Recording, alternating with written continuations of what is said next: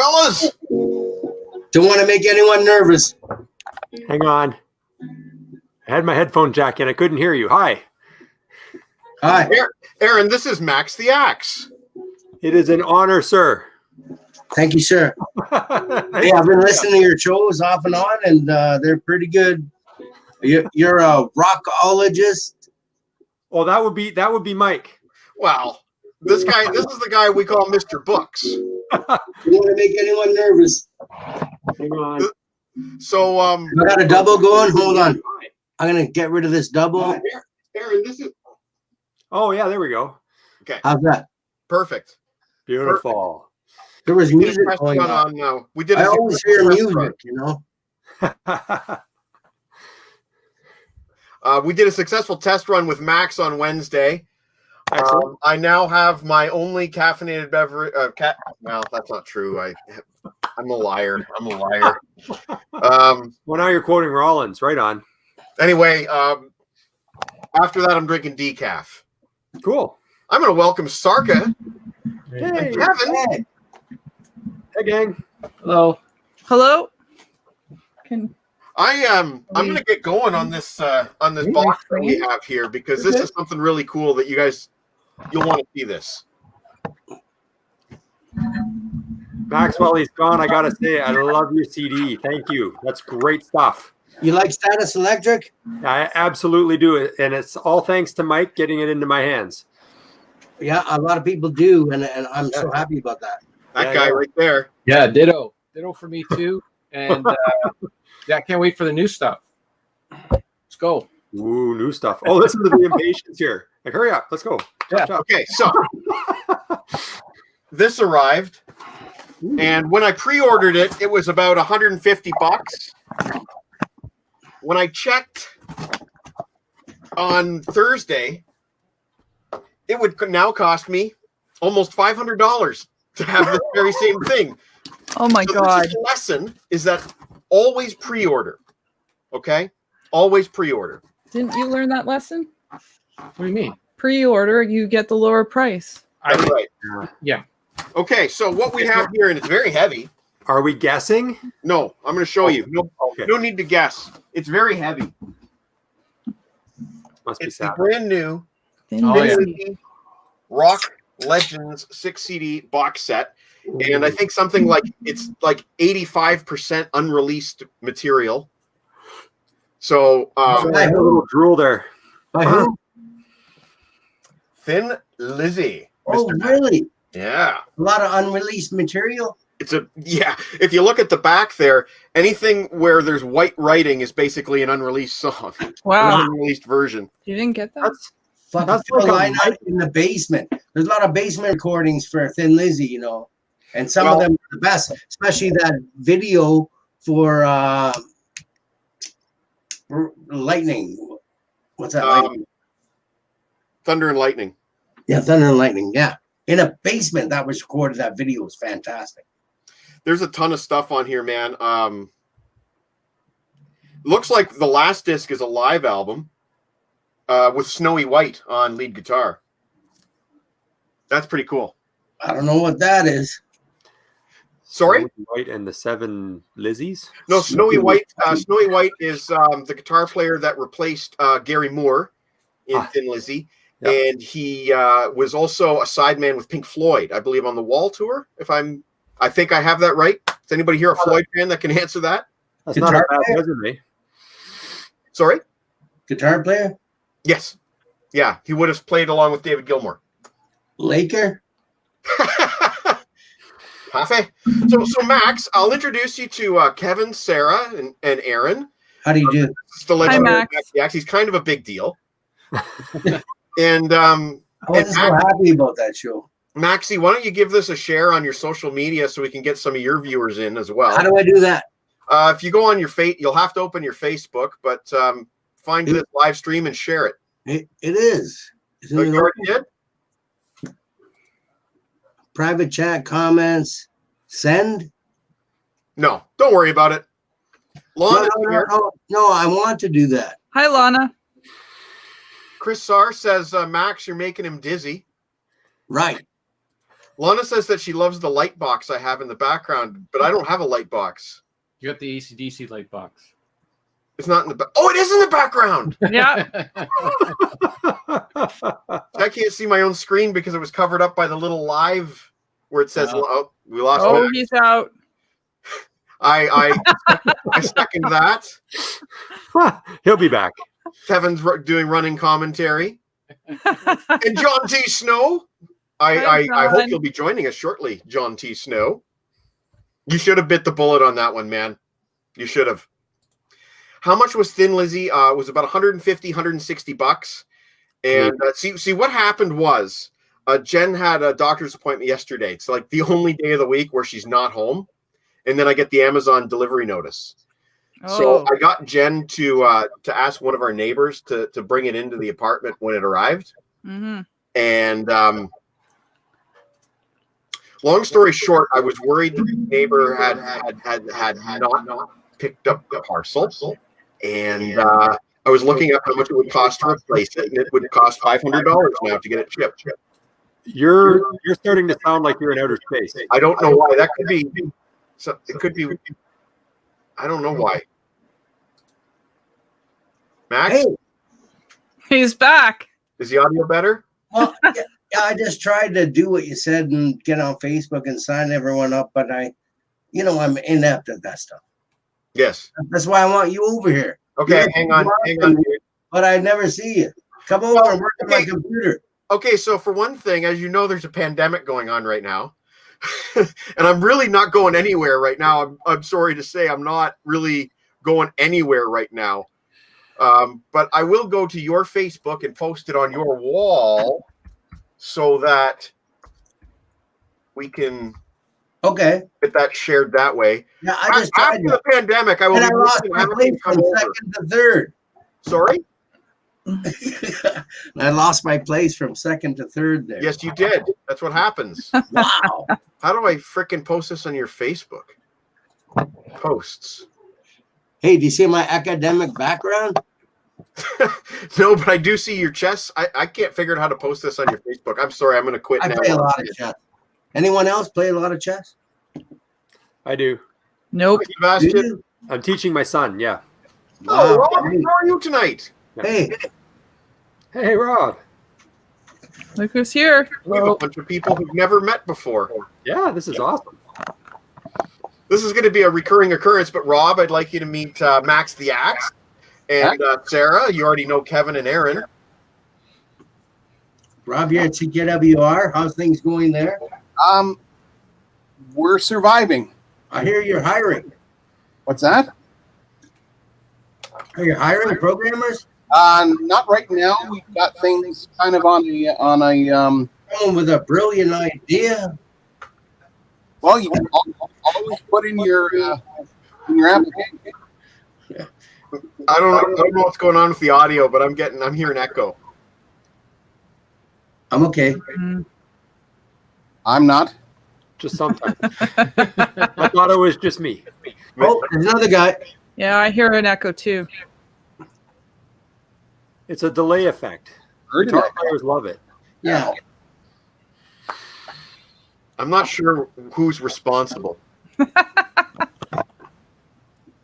going to point my finger at Max because he's the new guy. I already hit out that I'm not doubled up here. Yeah, I know. Okay. I was going to say if you're doubled up, you're going to get that. No, effect. I'm not doubled up. Okay, well, hopefully we can manage this. How about a different angle? Sure. Yeah, that's going to change. That's going to change things. Flashback echo. Echo. Yes. Yeah. If Sebastian can help us figure out how to get rid of that, that would be great. Hi, Harrison. Hi, Harrison. My mom says hi to everyone. Hi, Bonnie. Hello, Bonnie. And Sebastian says that Chess and Rob are awesome. I would like to play. So we are waiting on the arrival of. I play like 20, 30 games a day, you know. Who are we waiting on the arrival of? I guess Eric Litwiller. Max, Online. John T. Snow. Eric, you have. Everybody's going to drop in. He kind of implied to me that he might do the whole show Oh, because he's very excited about tonight's theme, which I guess I can introduce tonight's theme. I was. It's Max the Axe's suggestion. It was one-hit wonders. Mm. So, what some of you are not privy to, in fact, only Kevin and I are privy to, is that there was a lot of behind-the-scenes discussion about what qualifies as a one-hit wonder. Oh, I wish I'd been part of that. No, you don't. No, you don't. Aaron, I see you, buddy. I see you. Oh my God. Okay, the line is we just decided whatever the fuck we want is going to be. If we think it's a one-hit wonder, there's going to be no disqualifications this evening. Now, I think some of us have gone kind of very strict by the charts. I have not. Rob, I believe, has numerous soundtracks that will present some interesting song choices. Mm. awesome. Max is missing. It's a shelfie. It's a shelfie. Now, years ago, Max isn't. Oh, there he is. Rob, I think you might be the echo guy. Okay, hang on a second here. Is that any better? Test. Yeah, way better. Way better. Hang on Sorry, just a Rob. second. Can you start over again, Rob? No, that's good. Throw on some headphones here and see if that makes a difference. Oh, he's a bit.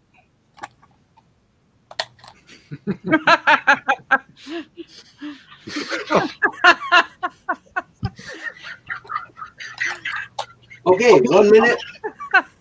Oh, 7 o'clock. Oh, am I still echoing? No, I don't think so. Okay, good. You sound better.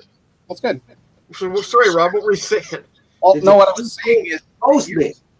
years ago, somebody, when I was doing the Jeff Ween's War of the Worlds musical version, I gave away 2 CDs on the show. Somebody from Max the Axe won. I'm wondering if it's Mr. Max the Axe. Yeah. Yeah, that was me. I actually, funny you should mention that. I just bought the double album today at The Beat Goes On Fairway. And, I'm talking to the guy. I'm going, this is going to complete my collection. I got the H.G. Wells version on vinyl, and I got now this on vinyl, and I got it on CD, and I want it off the radio. And then I got the remixes for that CD, which are fantastic. Have you heard them? Yeah.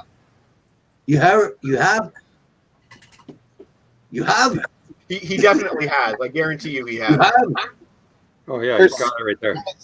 Some of the remixes. Oh, they're fantastic.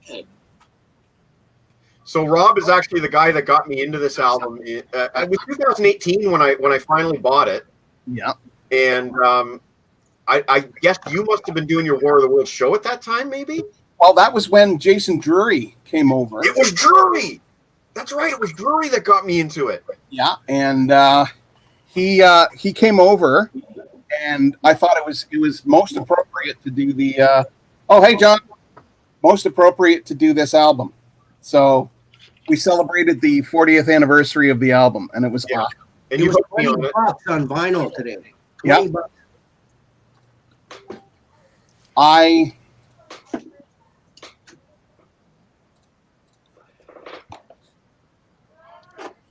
Hello? Hello. Good air. So I guess at this point, John, I'd like to introduce you to Max the Axe. Hi. Hi, Max. You're familiar with everyone else. There's my Max. John. John Snow? Is that That's John Snow? Yes, I know He's nothing. got I've heard a lot AC/DC. about you. I'm very happy to meet you. He's got Nice the to meet you. AC/DC behind him too. Wow. Just a And few you hours. like Status Electric as well? He just had it in his I hand. know. It's a solid record. Well, that, That one. yeah. So maybe Eric Litwiller, attention. Are you going to be joining us? If you are, you can do so now. And if you're not, then we're going to start the list. Please leave it on. 703. Look at this. This is my phone. Flip phone. You can't hack it. Can't track Love it. Okay. I actually considered that. There's your emotional support animal, Rob. That's Gimli. Gimli. Ah. Here's meat with a name that might be a clue. Animal, Rob. That's Gimli. Ah. Right says me. Sorry, me. That might be a clue. Hi, everybody. We're getting that audio lag. Yeah. I think it's meat. Yeah. It's me. It's me. 1 second. No, it's not.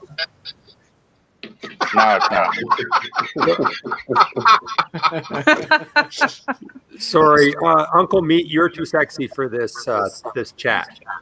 I figured you were gonna flirt with me like that.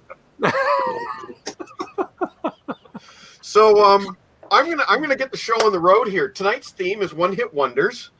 I was just telling Aaron that there was some behind-the-scenes chatter regarding what qualifies as a one-hit wonder, but we're basically going to go with our own personal. Hi, everybody. Hello. Somebody's got some kind of echo going on.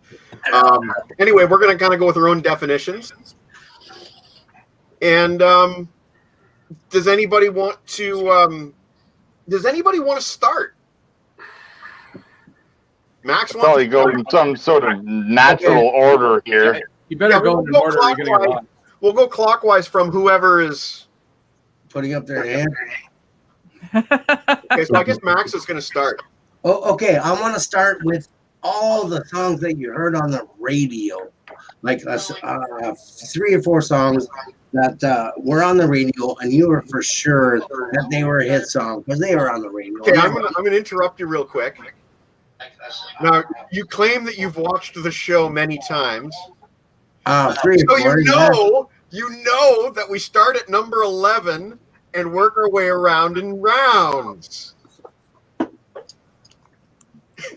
So What are do you one saying? song, do your number 11, and then we'll go around. Then Eric will go next, or Rob. Or Yeah, the bottom song, and you work your way up to your top song. right. So don't Right. do 3 That's or what I'm 4. saying. Okay, that's why I'm picking Aaliyah by Donnie Irish and his Powder Blue Stratocaster. Oh yeah.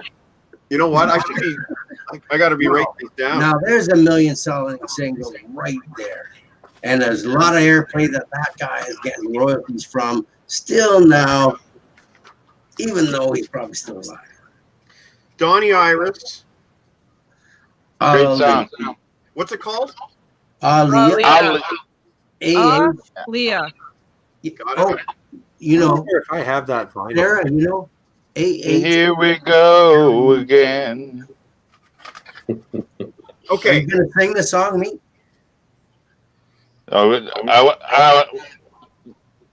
Songs we can't play right live. We can't do that. Well, you can play Aaliyah No, by we Donnie cannot play Irish. any. I could have sworn you said that you watched regularly. But that's a good pick.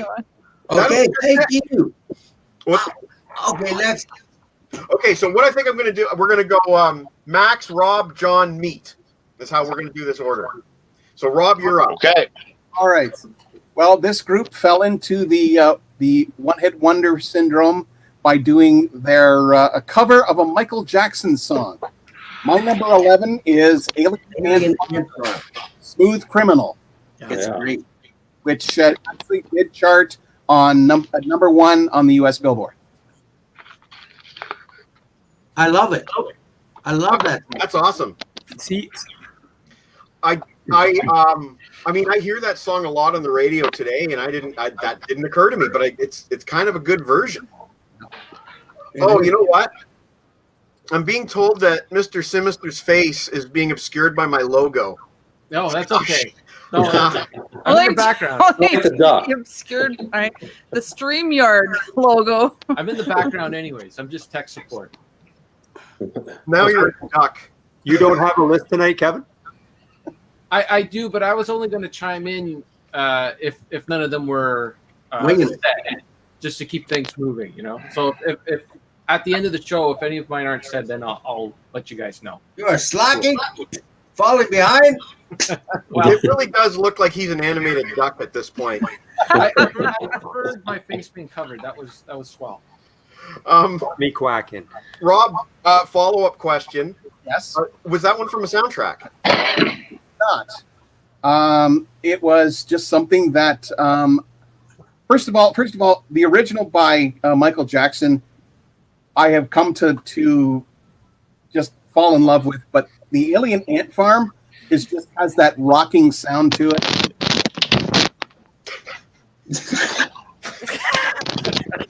Okay, it's way better. It is way better.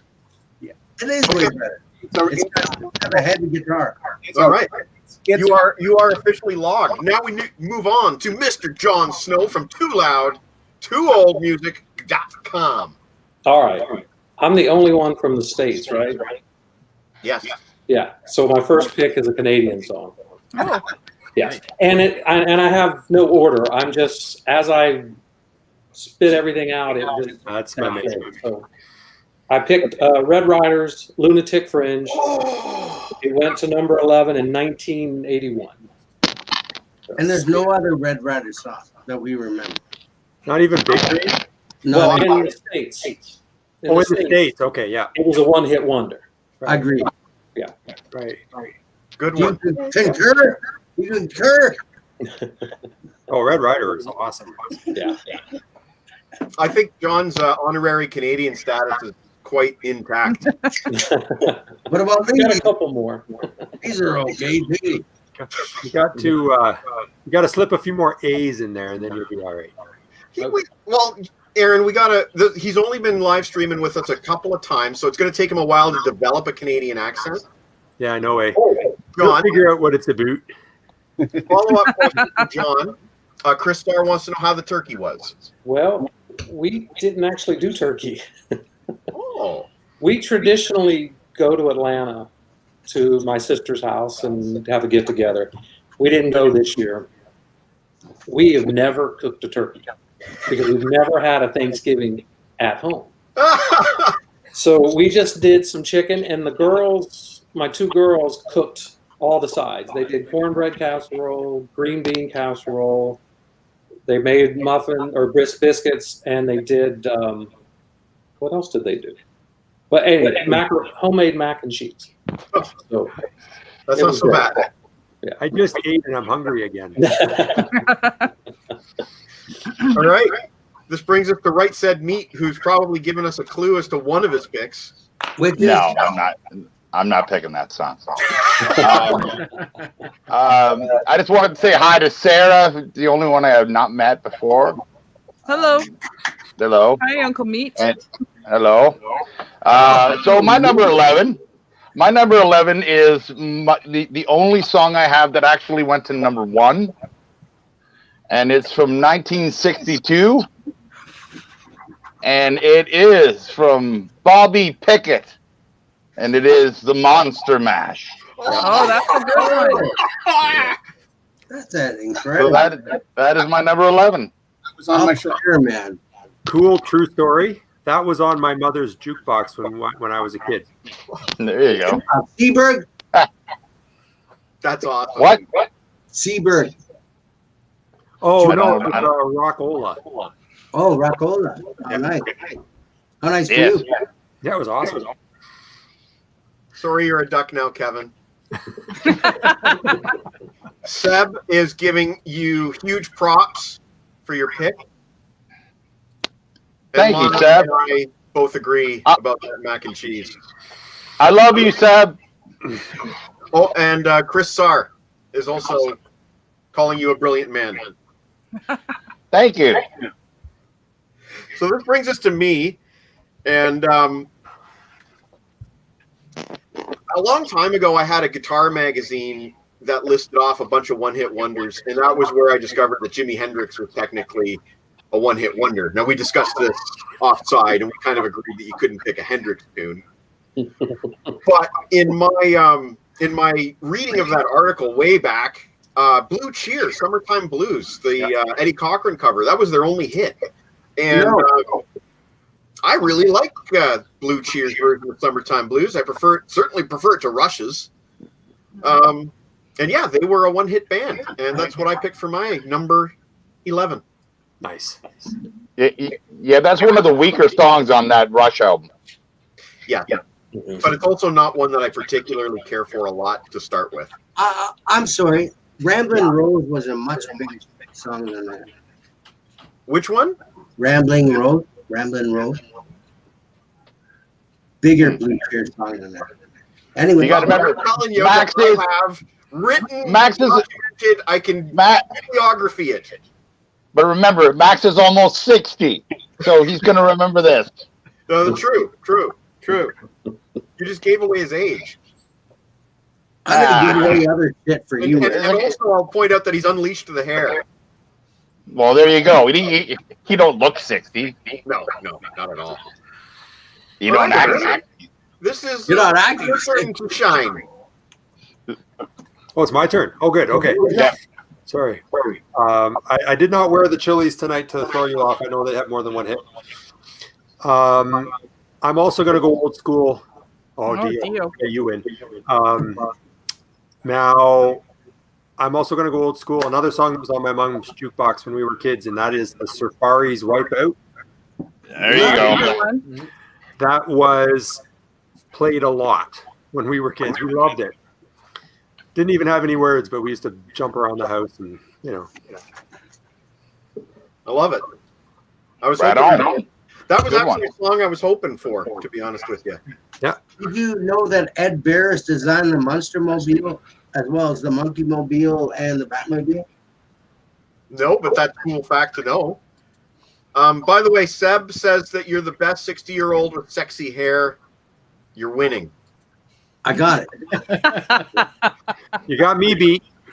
All right, Sarah, this brings us to you. I'm sorry that you're the last, but certainly not least in line. All right, That was so a Dio joke. Last in line, get it? last Oh, in line. Yeah. That's hanging on my wall. Oh, shit. That's the next pick. So for this list, I had a really hard time with it. I have to be honest. It was really difficult for me because I know music. I know a lot about music, and it was like I choose one artist, and it's like, nope, I know that they've had subsequent hits.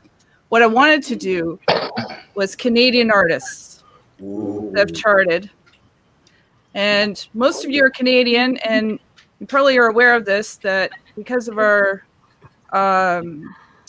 what is it called? CanCon. Right. That if an artist has charted, it's all good news for them because they'll probably chart again somewhere down the line. And this ended up being a self-fulfilling prophecy because part of my research went on to the RPM charts through Archives Canada.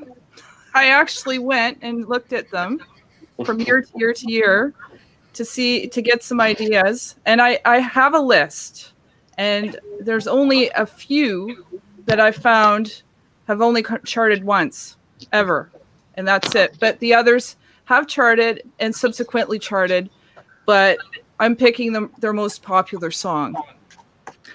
Okay, that's fair. I'm on board with everything you just said. I agonized over it. Why we have to play 33% Canadian content on any Canadian radio station? Correct. Rob, Yeah. you might know the exact detail of that. It's gone up. It's actually closer to 40%. 40, it is. Okay. Really?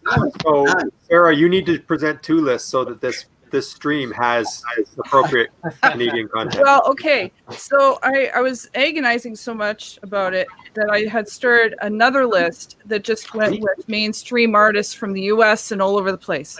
And then I'm like, Sarah, you have to stick with your list, your original list, and get behind it. So I am sticking with it. Yep. And that's it. I drove him a little crazy yesterday about it.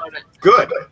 And it's like he's like, no, you need to, and I'm like, blah, blah, blah. No, okay, I just have to make a decision already because it was driving me crazy. Okay, so that being said, I don't know if you've heard of these songs, but my formative years listening to the radio and what have you is in that sweet spot in the 80s, like 85 to 89. 82 to 87.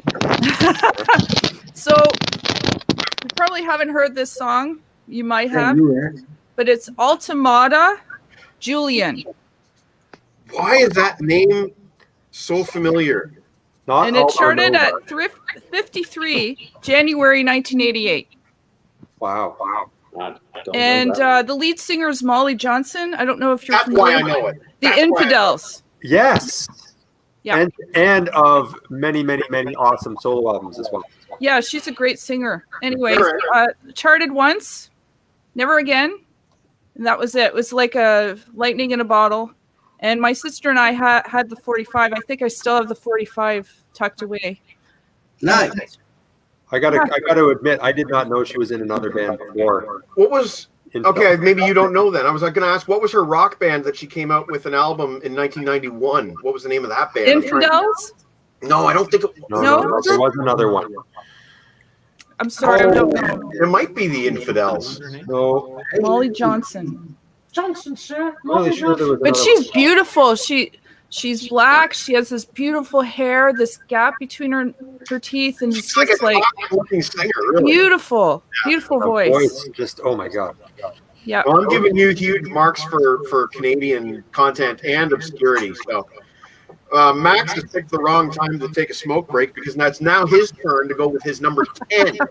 Well, I'm going to continue on with the radio, AM radio. Okay. And it's Hold the Line by Toto. Yeah. Now, I know they did a bunch of soundtracks and stuff. They did the soundtrack for Dune, which I'm a huge fan of. And, but still, like when you think of Toto, it's Hold the Line. Yep. Yeah. Been always on time. Okay, now that's a million. Oh, whoa. What about Rosanna? Yeah. Rosanna, Stranger in Town. No one cares about Rosanna except for you. Who I cares? love that Like I song. hear I Toto. love that song. They've had other hits, so then I'm like, you've got that disqualified. Africa. Africa. No. Africa? You know what? If I may say something here, I said at the start that we weren't going to do disqualifications, but I'm the boss, and I say I'm now vetoing my previous rule. And I think Max. You can't. Toto's not a one-hit wonder. No way. Yeah, it is. Sorry. Okay, No. When you think of we're going to the decide it. No. I I'm gonna disagree. write it down. And it's Hold the Line that you picked? yes. Okay. I'm going to write this down. And the reason I'm writing all these things down is because I'm hoping to post all these lists. And we're going to let the people decide. There you go. Everyone here, the contestants, as well as our audience, should be making note of songs that we mentioned that they haven't heard before, and check them out on YouTube. Well, you don't have to worry about making your notes because I'm making the notes. So the viewers can have a night off. I am going to take Chris Sargent. Okay, next. I hope someone picks Shut Up Your Face. I hope. Hold the I love line. that song. Hold that line. Okay, next.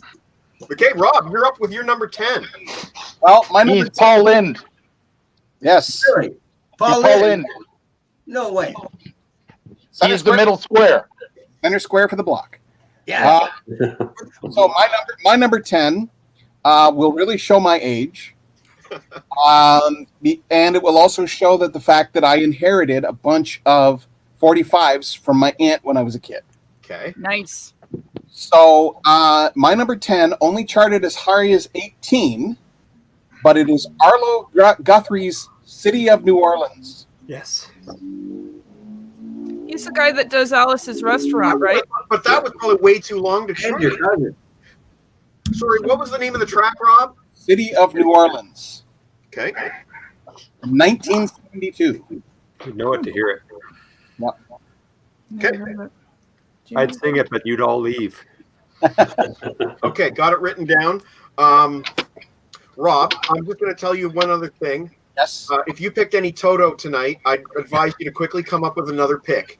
I got a couple extras in case. Okay. We actually had enough choices for at least 3 lists. Oh yeah. so I had to really pare down my choices, and so it was really tough. Whoever mentioned "Shut Up, You Face," that was on my list because I had the single, Nice. but I didn't put it on the list, unfortunately. That So- was Chris Who Starr. did that song? Who did that? Joel Dolce. Don't say. And Lana seems to be of our thinking that Africa's the Toto song that she knows.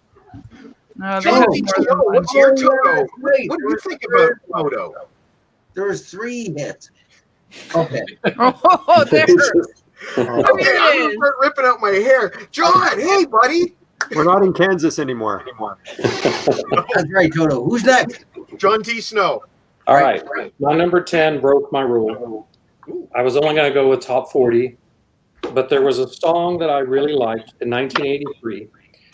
This band had a hit with it. You know, it went to number 78, which is not a huge hit, but they had a hit with it again in 1990, where it went to number 76 on a re-release. It's Modern English, "I Melt with You." That's a good one. We may hear that one again. Modern English, I Melt with You. "I Melt with You." Yeah, I that's would sing it, but yeah. a good song. One-hit wonder.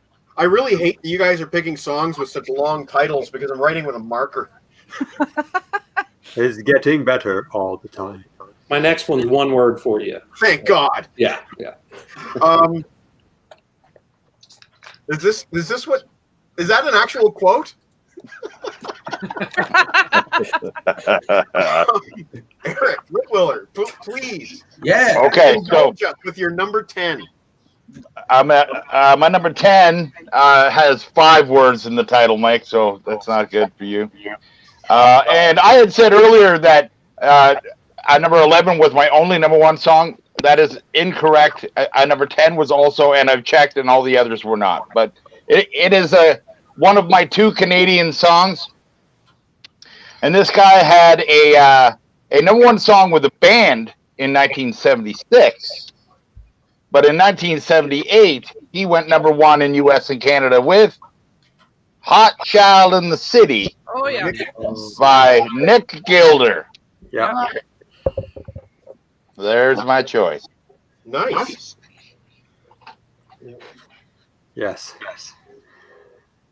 Wow, we're bringing out some oldies here. This is awesome. That was sort of on my list, but I just you also have to like the song. I'm That's not a right. fan of the song, right? Absolutely. I picked one that I don't like, but we'll get to that. Until I met Nick Gilder at the SoCan Awards, I thought he was a woman. Oh, yeah, I know he's a weird looking dude. Yes. Weird looking dude. Gilder. He sings at a higher register. So I'm gonna Google Yeah. him. And I'm gonna see if I can put his image up on the screen. yeah, I've never seen him before. So I don't know what he looks like. No. Oh, No, but I always thought it was he a looks woman. like a guy. He looks like a totally. It's what a guy looks like. You remember in Superbad when they were looking at Joe Latrulio and they're like, "Ah, he looks like a guy." He looks like. Okay, hang on. I'm gonna put him on the screen. Okay. There he is. Ah, jeez. He looks like a guy. It looks like a So what did he look like back then? It's a girl with a mustache. What did he look like back then? Let's find out. Off-brand Tom There's Petty. one right there. Well, there you Oh, go. there you go. Looks like a mug. He looks a bit femme. Sorry, Nick, wherever you are. Well, that was And an there's interesting nothing wrong with that. If that's how you are. Who's up? I guess we're back to me. I kind of think somebody else is going to pick this song too. But I really, really like that one Space Hog tune. In the meantime, Yeah. I mean, really, it's so good. Yep. It's so mid '90s. Very. I honestly, if you guys remember when Scott Weiland was kicked out or quit Velvet Revolver, whatever the situation was, they were looking at replacement singers, and I was really hoping they were going to go with Royston Langdon from Space Hog, but they ended up obviously never doing anything again. But Royston Langdon was one of the guys that auditioned to be in Velvet Revolver when Scott Weiland was let go. So, Oh, Max. there's some little bit of trivia. And What's going on with Max? He's looking faded. Last known photo. There you go. He is. Hey, I got to open the door so the whole What? thing. I thought he I went gotta full open the door Yeti so there. the thing- Anyway, I'm talking to a guy That's that. Okay, great. Aaron, how you doing, buddy? Space Hog was on my list because I saw them in concert, and they Okay. were a great show. And they have another good song called "Space Is the Place," which Yes, they do. Yeah, I really like that one. I'd also like to echo. I wasn't going to bring it up, but Sarah did, so I'm just going to say I really struggled with this too. Coming into sitting down here in this chair, I had 6 solid picks, and then the rest I'm just going to wing it. Because it was just, first of all, so many, and then it was like, well, no, and then I wondered how many, and then I couldn't be arsed to look them up whether they had other hits. So I sort of let it go. So I've got 6 big ones here, and then the rest I'm just going to see how it goes. Yeah, sure. So my next one is actually for Jon Snow. I think it's sort of from his neck of the woods. I think. Does anybody remember the band Rusted Root? Yes. Yes. And they had a song called "Send Me on My Way," which I love the whole CD.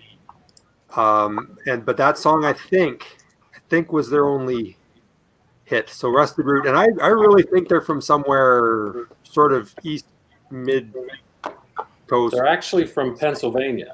Pennsylvania. Okay, I was close. So Not far. they're only in my neck of woods by they're in the States. Okay, closer than I am. Yeah. I don't know. You might actually be closer. I think we're closer to Pennsylvania because they're just on the other side of the Great Lakes. Yeah. Oh, okay. Well, there's my geography going. It's a good song. It's a very good song. Here's quite an honor for you, Aaron. Ice Age. If anybody saw the movie Ice Age, they played it there. Okay. Seen that Aaron, too. you should be quite honored that Harrison the Contrarian seconds your pick of "Send Me on My Way." Right on. That's quite an honor for that to happen. Yes. Max has lost his place in the shuffle. And Okay, I'm Sarah will down one. conclude. I'm down one. Sarah will conclude the 10th round. Yeah. So my 10th is from a band that only charted ever once. They released one album, and then they broke up. Their record company dropped them immediately, and they broke up. They never rebanded. And it's Cats Can Fly, Flip into the A side. Oh wow, I haven't heard that one in a long time. That's number I 16 remember that well. on the RPM charts, April 5th, 1986. Wow. That's a new one. I told you she'd be good at this. Yeah, That's a cool unfortunately, song. She gave me like the longest title that I've had to write down yet, but that's okay. Oh, it's a great song. I've always loved it. And again, I think I have the 45s tucked away somewhere. Wow. 45 is a Hey, if cats could fly, we'd all be screwed. Well, that's a great Hey, pick. Hey, now Richard Dreyfuss is the middle square. Rob, I'm gonna I just because it's easier for me to keep going in the same pattern. We're gonna go with you next, and Max is basically gonna have to wait. So let's go with you, Rob. All right, so not to disappoint any of the soundtrack people out there, including Mike, who would say, boy, did he not put any soundtrack stuff on? I did. And if you have seen this film, you will realize just how bad it is, but it does have one saving grace. And that is, well, first of all, I'll show you the stand. Oh, nice. God, yes. Yeah. The sequel. That's the sequel, isn't it? It is. That is the sequel. The one saving grace off of it is a song by Frank Stallone. Frank. Yes. Yes. Great Yeah. song. Sly's brother, Far From Over. Yep. Great song. Started number 10 in the U.S. Terrible movie. Terrible movie. Yes. But the Good pick. soundtrack.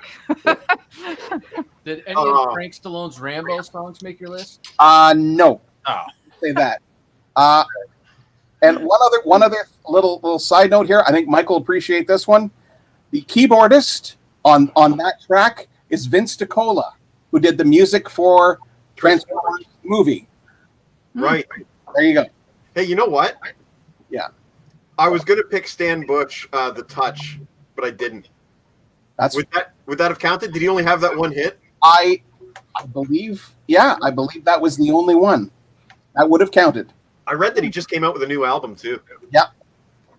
Well, he had a tune on the Wraith soundtrack as well, but I don't think it charted. Plus, I mean, The Touch is such a familiar song to anybody who knows the franchise, and also anybody who's seen Boogie Nights. I've Well, seen that.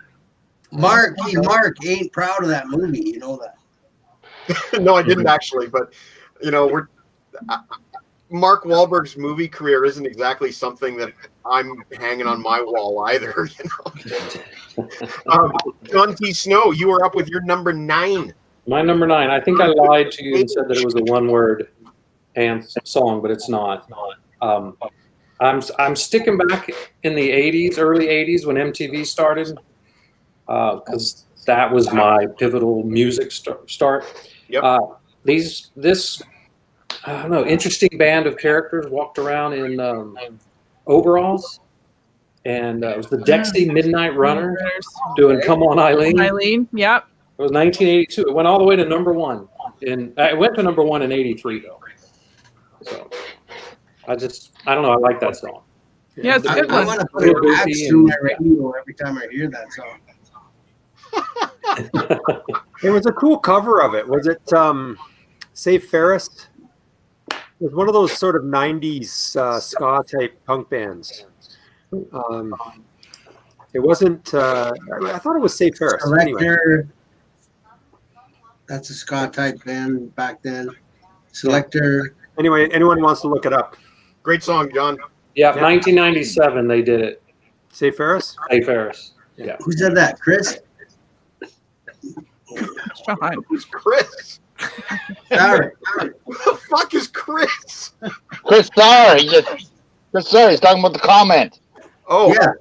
I thought he was talking about one of you guys. Yeah. Eric.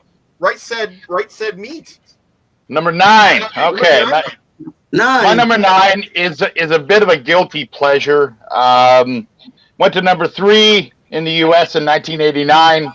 And quick story, I remember myself and Paul McLeod were being drove out to his weekly show out in Guelph at Jimmy Jazz, and this song came on the radio, which caused Paul McLeod to turn it up and recite every lyric of the song. And then we're in the bar, and I'm taking a leak, and all of a sudden he starts playing, and he's playing this song. And it is Buffalo Stance by Nana Cherry. Love the song. Man can win my love. It's sweet. It's a beautiful song. It's just melodic, fun. That's my number 9. So that was just Paul with an acoustic? Oliver loves it. I had that on cassette. You know, when I was doing my research for this show, I couldn't help but notice that her brother, Eagle Eye Cherry, also is a one-hit wonder. Yeah, this is true. His albums are great, actually. Yes, that is true. All right, Maxie, you were up with your number 9. Me? Maxie. It's Imaginary Lover by the Atlanta Rhythm Section. Wow. Remember that one? I didn't catch it. I remember Sunrise Records was on King Street, somewhere near Sammy's garage where the beer store is now, probably. And I walked in there and bought my first album in 1977. It was Elvis Costello. Maxie, I didn't catch the But anyway, they had all the singles up there on the wall. Top 50 singles, 45s. You could buy them for like 68, 78 cents each. And I remember I bought that one, Imaginary Lover, by the Atlanta Rhythm Section. Atlanta Rhythm Section. No. My dad had that album. I thought I had that one. Was there any other hit off that album, Meat? Well, there was a song called "So Into You," which probably charted a bit, but Hey, was that them? Yep, You're right. There's 2. probably. So we have 2 infractions. Uh, And just to reopen old wounds. Rob is saying that Rosanna was a big hit for Toto, although it wasn't a number 1, it was a big hit. Just so we can rip open some old wounds. Penalty. Penalty. So I guess now it's my number 9. Penalty. And if I'm disqualified in this one, let me know. Maybe it's not a hit. John T. Snow knows this song. You're So Strange by Kick Tracy. I don't know that. I don't know that. Maybe He to hear got it. radio play, so that counts. Maybe to hear it. I said he got radio play, so that counts. Okay, Yeah. but you know it. You can at least vouch for me that that's a song that exists that you know. It exists. I don't know about being a hit, but yeah, it exists. Am I disqualified? No. Okay. No, it's your list. Why are you trying to make it hard for us? It is hard.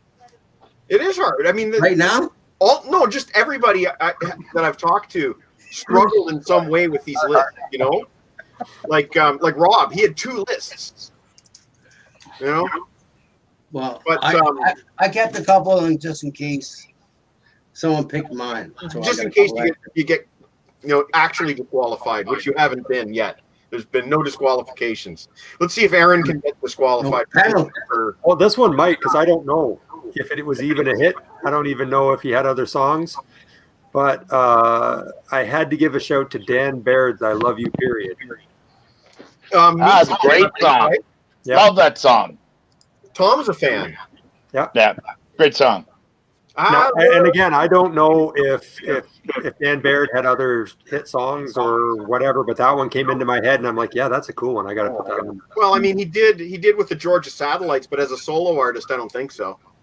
Okay, well, there you go. Yeah, keep your hands to yourself, right? That was the Satellites, I believe, Yeah. right? It's a good thing you're here then. Although funny enough, I always associate the Georgia Satellites with Rick Richards doing the hippie shake, Yeah, which is what from the Cocktail soundtrack, I think. it is. Yep. Got Rob's nodding yes. Rob, Who's I got doing to the follow up. soundtracks here? Sorry, Who's doing the soundtracks? Rob is. Rob's the soundtrack. Oh, man. okay. That way. I have a follow up question for Rob. Harrison wants to know if Dare ever charted. It did. No, it did not. It's okay. So Stan Bush would have been a. If I got disqualified, I would put Stan Bush to Touch as my number 9. Or it's my Okay. number 9. That's where we are. And Sarah's going to Okay, close next. off the number 9. Yes. So I have for number 9 the Kings. Yeah. This beat goes on. Switch into Glide. Yeah. Awesome. And it charted in 1980, but I don't have any information. I even looked on the RPM charts, and I Yeah. couldn't find it. I noticed that myself. Did you? I tried to look a lot up on YouTube and there was like no information. Yeah, and those RPM charts, they're scans Is on this the it? archives. Amazon Beach? No, that's a well maybe. That looks No. like a bikini chill thing. Switching to Glide, the beat goes on. No, that's not on this. This is a different album. See Yeah, the street sluts from New York. Yeah, so the scans, they have them scanned on the Archives Canada. They're not accessible. Like I can't go searching for terms or anything. So I have to actually open the PDF and look through the charts, which is Right. ridiculous, but that's how it is. I love your pick. Last week we had on Brent Jensen from the No Sleep Till Sudbury podcast. And turns out, as I found out in my opening question to him, he's actually really good friends with Mr. Zero from the Kings. Oh, So, nice. It was kind of funny. He tagged. I posted something on my Facebook about how I was listening to his Kings Mr. Zero interview, and then he tagged somebody on it, and I'm like, who the fuck did he tag on my picture here? And I look, and it's Mr. Zero just under his real name, which Oh, I I had no see. idea what his real name was. I'm like, oh shit, it's Mr. Zero. Well, that's pretty cool. Yeah, tag away, man, tag away. So that's my King story. Rob, you're introducing your number 8s. Okay, something I forgot to add about the Frank Stallone, my previous pick. Yeah. The only one on my list that I've actually interviewed. So Oh, Right. I spoke to Frank Stallone. He was very Right. good. So, my number 8. Again, this will show my age.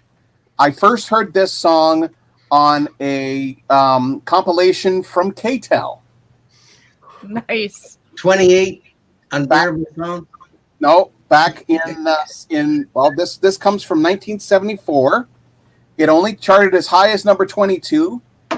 It is the group Prelude, and their take on the Neil Young song After the Gold Rush. CanCon. Wow. And it is an a cappella version of it. And if you look it up, it is interesting to say that.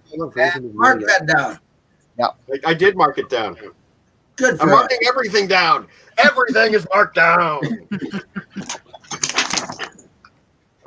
That's a cool pick, Rob. I mean, I'm hearing a lot of stuff here that I've never actually heard before. Okay, my number 8. Mr. John T. Snow is up with his Okay. number 8, My number 8. I'm back. otherwise known as Richard Dreyfuss. I'm back to Canada.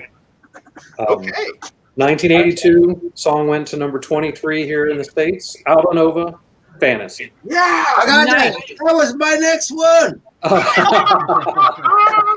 1981. 1981. It charted here in the U.S. in 82. Right. Well, that makes it easy. I only have to write it down once. Everyone knows that song. So, Maxie, that's also your number 8? No, I'm gonna substitute. I got another one there. Well, I got 2 substitutes. okay. Well, just for the sake of keeping things in order, we'll go to Meat with his number 8. Okay. Penalty. Okay. Number 8.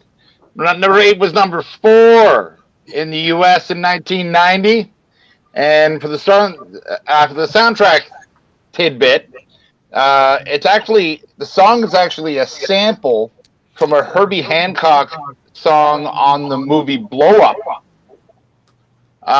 and it has tons of stars on the actual track, including Maceo Parker, the rapper Q-Tip, and Bootsy Collins, and it is Groove is in the Heart by D-Light.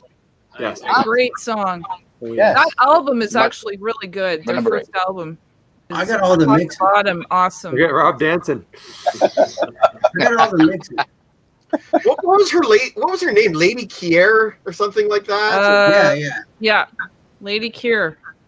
Yeah. Something like that. And then, what was there was another guy that was like Super Ninja or something. Oh, I can't They have remember. weird names. that movie. The Australian thing with Ninja and that girl that did all the freaky rap. Lady Miss Kier. That was her name. Lady Yeah. Miss Kier. Yeah. That was weird. There you go. All right, Number 8. Maxie, it's your turn for number 8. Well, mine was taken. Well, you can do a repeat, man. No. I would just like to say that Ali and Fantasy sounded a lot alike. I mean, I'm telling you that riff was almost identical. Interesting. 81, 82. Yeah. Same. Okay, I'm going to switch from the indie radio to the 90s progressive right now. I'm going to go for Holly McNarlin's Elmo. Sorry, who? Elmo by Holly McNarlin. Oh, Yeah. I remember her. Fantastic song, great expressionism from the new women's movement from the start of the grunge age. There are a lot of the women bands were coming up in 89 to 91, and she came up here with this, and that was terrific, man. I mean, there's a lot of great stuff going on there. CanCon as well. Was that the one-hit wonder? Because she also had that song called Numb. That's the one that I like. Yeah. Numb is There's the one I know. There's 2. Yeah. I Yeah. He said it right there. Well, I'm just wondering if Am that, I disqualified? Is there a penalty? No penalties. No Come penalties. on. I'm just asking. Minutes in the box. Okay, anyway, that's a great song. I got it on CD. It's promo. Who knows what it's worth as a promo? Actually, I can tell you what it's worth right now. Give me a second. You got a graph? No, but I got Discogs. Oh, Discogs. I hear about Yeah. guys. People. Give me a second. You people. I mean, those people. Holly McNarland. Elmo, what a great song. A lot of feeling. You know, it's about breaking up. And why do you even get involved with this person in the first place and beaten down in yourself, but you're triumphant in the end?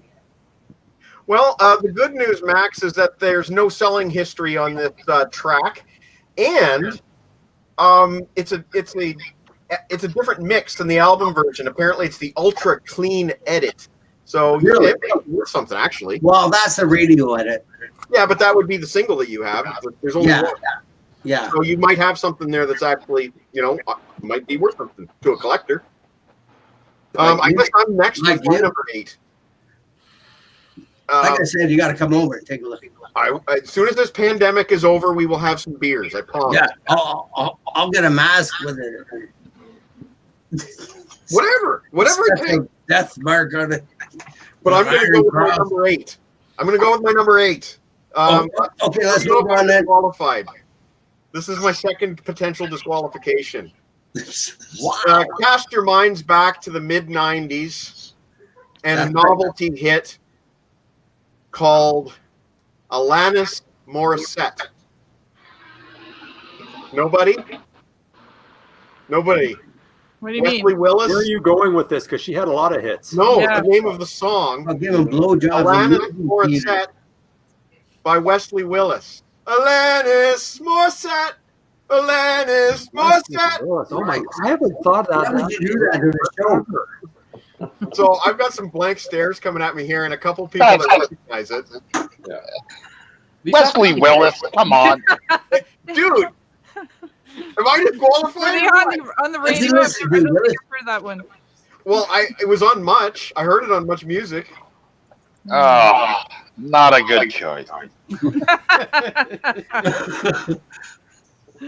I concur. God. Do you concur? 2 minutes in Hey, the bar. Aaron, Next. something to take away my shame. Yes. Yeah. Oh, are you quoting Slapshot there? You go to the box Not intentionally, for 2 but minutes I'll and go then with you feel shame. But then you are free. I'm good with that. So my next one maybe. I was going to tell you a Holly McNaughton story real quick. Yeah. I got hired as part of a construction crew to build a Burger King in Saskatoon. It was a temporary thing, and I was only there for part of it. But in the parking lot where it was, there was also a Future Shop just over in the next sort of on the other side of the boulevard. And they were just opening the Future Shop. There was this whole new development going in.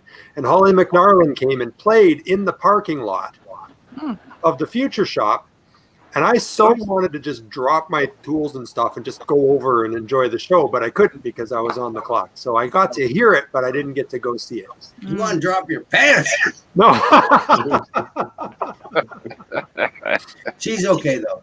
Yeah. That's a great story. Yeah, beautiful lady. No question about that.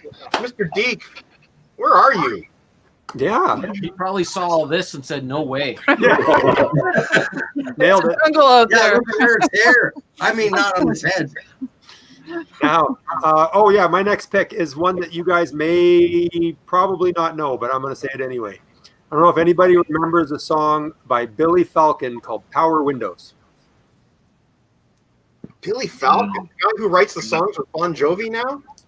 It could be.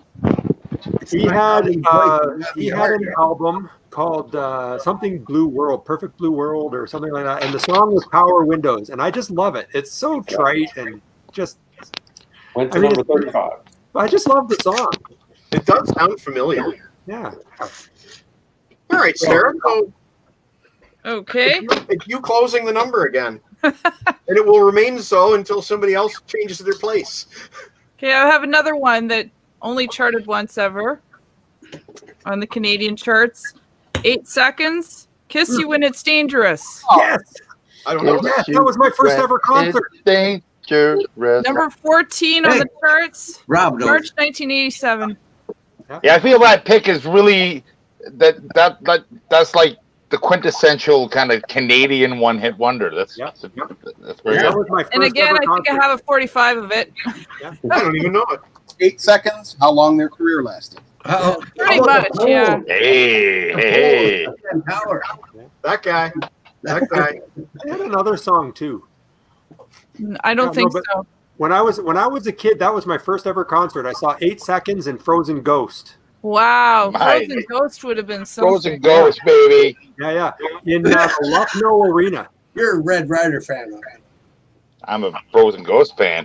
There's Frozen another Ghost was connection to Bon Jovi right there. Is that Phil X from Frozen Ghost is now the lead guitar player in Bon Jovi. Yeah. So there's a Bon Really? Jovi. Phil X was in Frozen Ghost. Yes, sir. Mm-hmm. I seen him Yep. at a keg party in Waterloo in like 1982 or something. Well, Phil X might not have been in Frozen Ghost at that point, but he was in the band when they were releasing their big albums in the late 80s. He did play a 67 Mustang guitar, though. I had 266. Wow. Cool. This makes me hope somebody says The Box, Ordinary People, too. The Box had more than one hit. They have more than one. Those are the songs They did. we Had like about to 4 forget or about. 5. The Box had a lot of. A lot of Sorry? hits. The Box had a lot of hits. Unforgettable? What? What were you saying, Maxie? I said those are the songs you like to forget about. Oh, gotcha. There's the Billy Falcon album. That one? Oh, nice. Oh, Yeah, I wouldn't have that in my collection. So that's the guy that writes for Bon Jovi now, I guess. I don't know. This was, Is that Bill? Here, try that again. interestingly, this is from 1991, and it's produced by Danny Kortenmar and John Bon Jovi. Okay, and Lana Oh, brought really? some evidence to the table here. Well, Falcon's trying to deal with Mercury after John Bon Jovi contracted him about working together in the early 90s. He wrote some Bon Jovi tracks. So there's who the... looks better, me or Bill X? Fuck. Thanks for the info, Lana. Okay, Rob, you are up, my friend. Good with number job. 7. All right. Again, going back to when I was a kid, and my aunt had donated a whole bunch of 45s. Played this on my little blue DJ record player, and this is from 1964. This is J. Frank Wilson and the Cavaliers with "Last Kiss." Only charted as high as Pearl number Jam. 2. Pearl Jam covered it again in Oh, no, they Okay. covered. a few years later. They cashed in on that, though. Like Edward Bear, wasn't he the first one? That, Edward Bear, the that last brings kid. back a memory. Maybe. That could be. Maybe. We'll look that one up for us, too. Last Kiss. And there was another band to record that. Yeah, I think that's Right. been recorded I a think few it has- times. Like 2 or 3 Canadian bands recorded that song. And it's all about that crash at Bakery Park at that fucking railway track. Okay. The one that I drove over my Mustang many times. Chris Sarr is hoping that somebody picks Past the Dutchie. Well, did you pick Past the Dutchie for your number 7? No. Whose turn? Nice, John. nice segue. That was me segueing into John. No. I I'm am. putting all this work into these segues, and Max is missing them completely. I am still in that time frame in the 80s. This band went to number 10 in 1983. It was on their album Welcome to the Pleasure Dome. Oh, You can Frank, see T-shirts relax. with them that say the word on there, and it's Frankie Goes to Hollywood with Relax. Nice. but they had Indeed. another hit too. I don't think it's in they here. 2 Very Tribes. minor hit. I was going to say 2 Tribes. Yeah. Oh, 2 Tribes was a big hit to me, Yeah. but there's no disqualifications. No, not really. I'm kind of curious though, like when I finally do post these lists, if I'm going to get much feedback about some of these songs. I'm kind of curious if anybody's going to give a shit. Nah, But probably not. that's a good one, John. I mean, like until they said 2 Tribes. Oh, and they also had Welcome to the Pleasure Dome. That was Yeah, the I'm other hit, seeing too. that. Yeah. I don't remember Yeah, those 2 songs. Well, what do you got to say, Meat? What kind of Don't make obscure? me get out my air horn. Well, there's another segue there. There's another segue.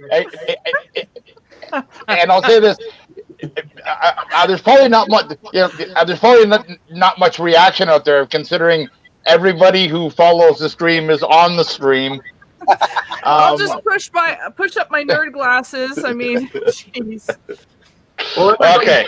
I'll say it again. Everybody, please give it a share on your social media. Take a second to do a share. Okay. So my number 7 is from 1975. Went to number 3 in U.S. and Canada, and the singer of this band is quite well known and one of the best singers around, Paul Carrack. The song is "How Long" by the band Ace. Wow, that is somewhere else. How long has it been Going on. Yeah. Yeah. More air. There you go. Yeah. Here's my number 7. That's great. That brings us to a match. You're right. That is the ultimate one-hit wonder song. Totally. Okay. Totally. Didn't Paul Carrack have his own? He had his own solo career too. Oh yeah, for sure. Yeah. Why do I think Max's line is going to be "I have spoken"? Like, I love how he takes a smoke break right on his turn every time. yeah. Is it my turn? Yes. Yeah. Okay. Come to I want to continue with my 90s thing. Yeah, go ahead. Last one was the McNarland thing. Right. But now I want to push with Moist, because Moist were the product of several cool bands in Vancouver at the time. I don't know if you're familiar with all the bands these guys came from. But one Terrible of them, name for a band. Oof. I don't know. Well, but anyway, there was Flash Bastard. That's where they came from, and they're one of my favorite bands to see out in Vancouver. But these guys really progressed, and that's a great progressive song. Push by Moist. I love the organ. 1994. Nice. Now, are they actually a one-hit wonder though? No. There was so They aren't. They've had a few hits. Yeah, nothing major. Boy, are we ever? Yeah, that's right. No disqualifications. So I'm going to go with my number 7, which definitely is a one-hit wonder. But unless you were listening to a lot of rock in the late 90s, you won't remember the Marvelous 3. Freak of the Week. Anybody remember Freak of the Week by the Marvelous 3? Butch Walker. Butch Walker later went on to make a lot of money writing the songs for people like Avril Lavigne and pretty much every pop rock act under the sun. But he started in a band called South Gang in the early 90s. They were hard rock. And then they went to more of like a pop punk rock thing with the Marvelous 3, Freak of the Week. Nobody. I've heard the song, but I wouldn't have known that they were a one-hit wonder. Okay. Well then, Aaron, I'm the latter half of my list is better than the first half, but I really feel like I fucked up here. So can you please rescue me? There are no screw ups, Mike. Remember, because I may have one here again that. Well, okay, so maybe some of the Canadians will know, and it was actually a beer commercial. Coleman Wild. It doesn't matter where you're from. It doesn't matter what you wear. It doesn't matter the way you move. It doesn't matter. Right? Does anybody know that song? No. What beer commercial? No. I remember. I know it. Rob knows it. Okay. I know it. I have the cassette single, Whoa. which I bought at Masonville Mall in London for like 99 cents, and I couldn't believe I found it. Preach. Masonville. Right? In the center. Woo. Yeah, it's Coleman Wild. Yeah. Coleman Wild, and Wild has an E on the end. Wild. Coleman Wild. I really think it was a couple of, I don't know the history of it. I think it was a couple of guys from a radio station that put the song together. You'd have to dig into it. I don't really know the history of it too much, but yeah, it had to be there because it's just such a fun song. So that was Coleman Wild. It doesn't matter. It doesn't matter. Okay. I will.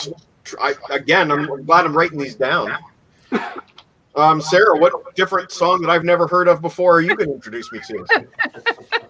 Have you heard of Idle Eyes, Tokyo Rose? Yes. Wow. Now, and that's number 42 on our Canadian charts, 1985. And again, one hit wonder.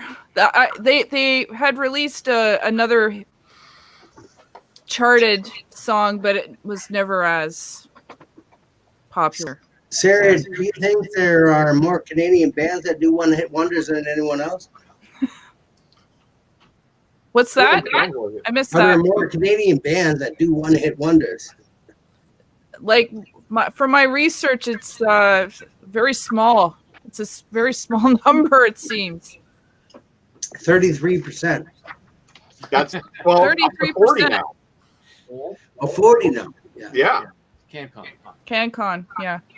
Yeah. It's because of the CanCon that, it's hard to find one hit Canadian artists. Like that's why.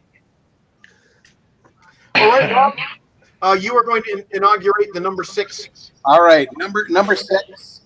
This comes from 1968. I have one phrase for you. I am the god of hellfire, and I bring you Fire. by the crazy world of Arthur Brown. Beautiful.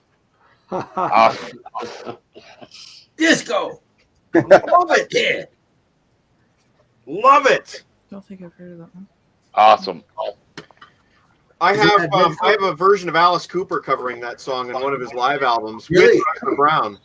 It is batshit insane. Yeah. I love it. It charted number 2 in the United States and number 1 in Canada. Nice. Wow. Great. Canada rocks. as we go to the only American on the panel, Mr. Snow, with your number. Canada's okay. All right. This is the only one I actually have a story about. Okay. It's from 1986, 87. I was working at a grocery store. We won't say the name so we don't give them free publicity. But I was a stock boy.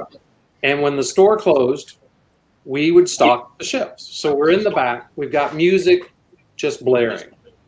And we're cutting boxes, getting them out to go. And it's loud, but I hear something on the radio. And, back in those days, you could call up and make a dedication. Yes. And I swear on my life that someone dedicated this song to me. But everybody there thinks I was stupid and didn't hear it right. But I could have sworn they said, this goes out to Jon Snow from a secret admirer.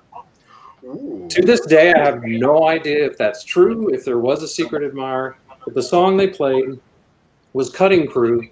I just died in your arms. Yeah. Must have been something. I wasn't you in said. anybody's arms or no one was in my arms, so I don't know who this could have been. And I was probably just hearing things. It was huge. It was huge. It was your wife. And the fact that it shows up in the Lego Batman movie. Oh, yeah. Watch anywhere. Yeah. Man, that's a That's good a great pick, man. Fuck you. Yep.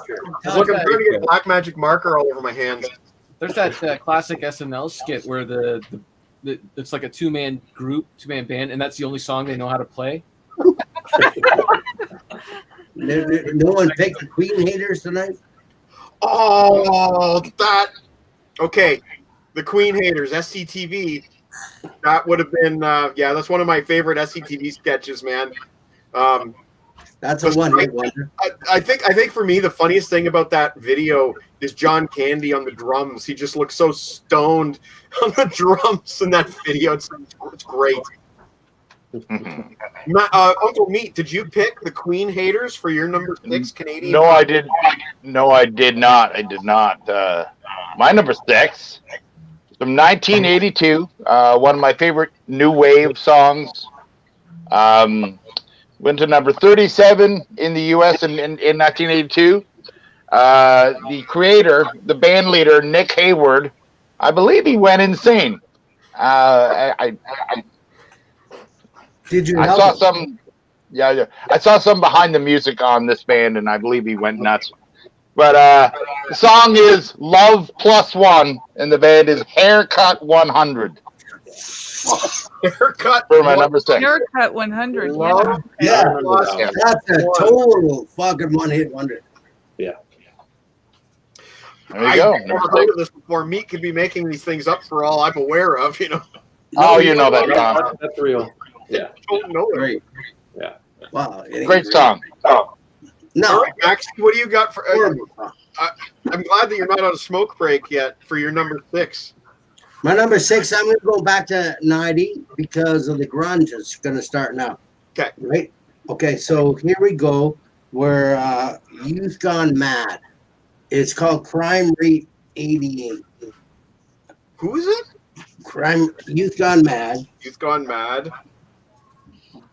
Crime Rate 88. Oh, actually, this is an early single where they called it Life Sweet Life, and the subsequent singles called it Crime Rate 88. Now, this is the beginning of your California movement. This is before suicidal tendencies or anything like that. It's rap, punk rock, rap rock, before there was any of that. And this was 1990, and they written it in 1988. And it's a really good single. Wow. And you really have to look into it because it's like, it's a girl band. Wow. That's cool. Anyway, so I'm going. Oh, shit. Sorry, that was a mistake. I didn't mean to do that. That's okay. It's grunge right now. Thank God I That's just the part of the grunge area. And There you go. Mad Crime Rate 88 is my. Where are we? 7? a 6. 6. My goodness. Very cool. Go ahead. Okay, so hopefully we're heading into songs that you guys actually know with my list. This is Okay. One Wonder, and I almost didn't put it on my list because I kind of thought maybe Sarah or somebody else would, and maybe Sarah or somebody else will, but it's She's So High. Oh yeah. Tal Hal Bachman. Bachman. Tal Stop Bachman, singing. little Tally Bachman, son of Randy, was She's So High, which I believe was around 99. Yep. And and yes, it was a hit. And Yeah. I bought the album, and I don't remember liking any of the other songs. I don't like that one either. Let's see if we can see you on the air. Why? But yeah, that's my number 6 is Tal Hello, Bachman. puppy. No. Come back over here. Come here. Head scratches from me. It's Bear. Say hello. Look up. Bear. Horrible song. Yeah. But anyway, you're Hey right. there, hey there, Pop. One-hit wonder. Sorry. Pop. Bear in the center square. Horrible Aaron? song, but a one-hit wonder. What's that? Horrible song, but a one-hit wonder. Oh, it's not a horrible song. It's very pop. It's very upbeat. Mhm. It's a good Yeah, for mediocre people. Oh.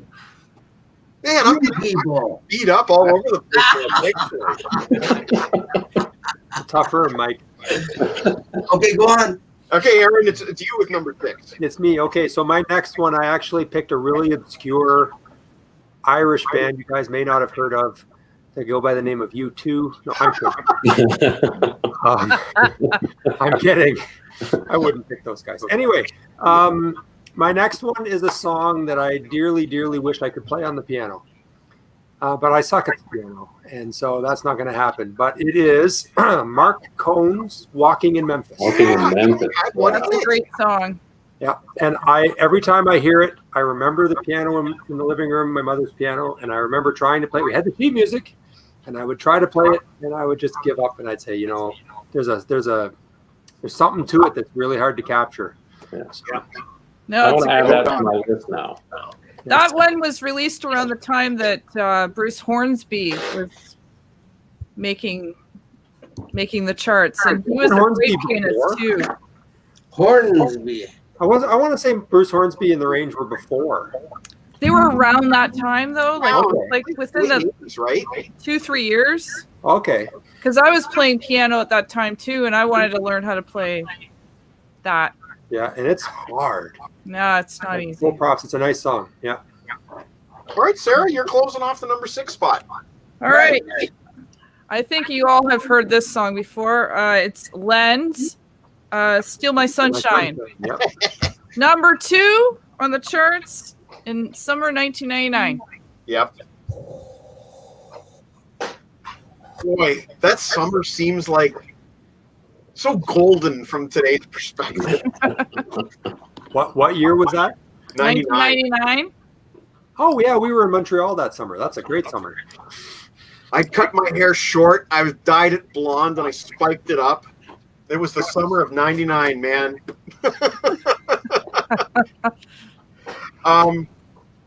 Lana knows Walking in Memphis.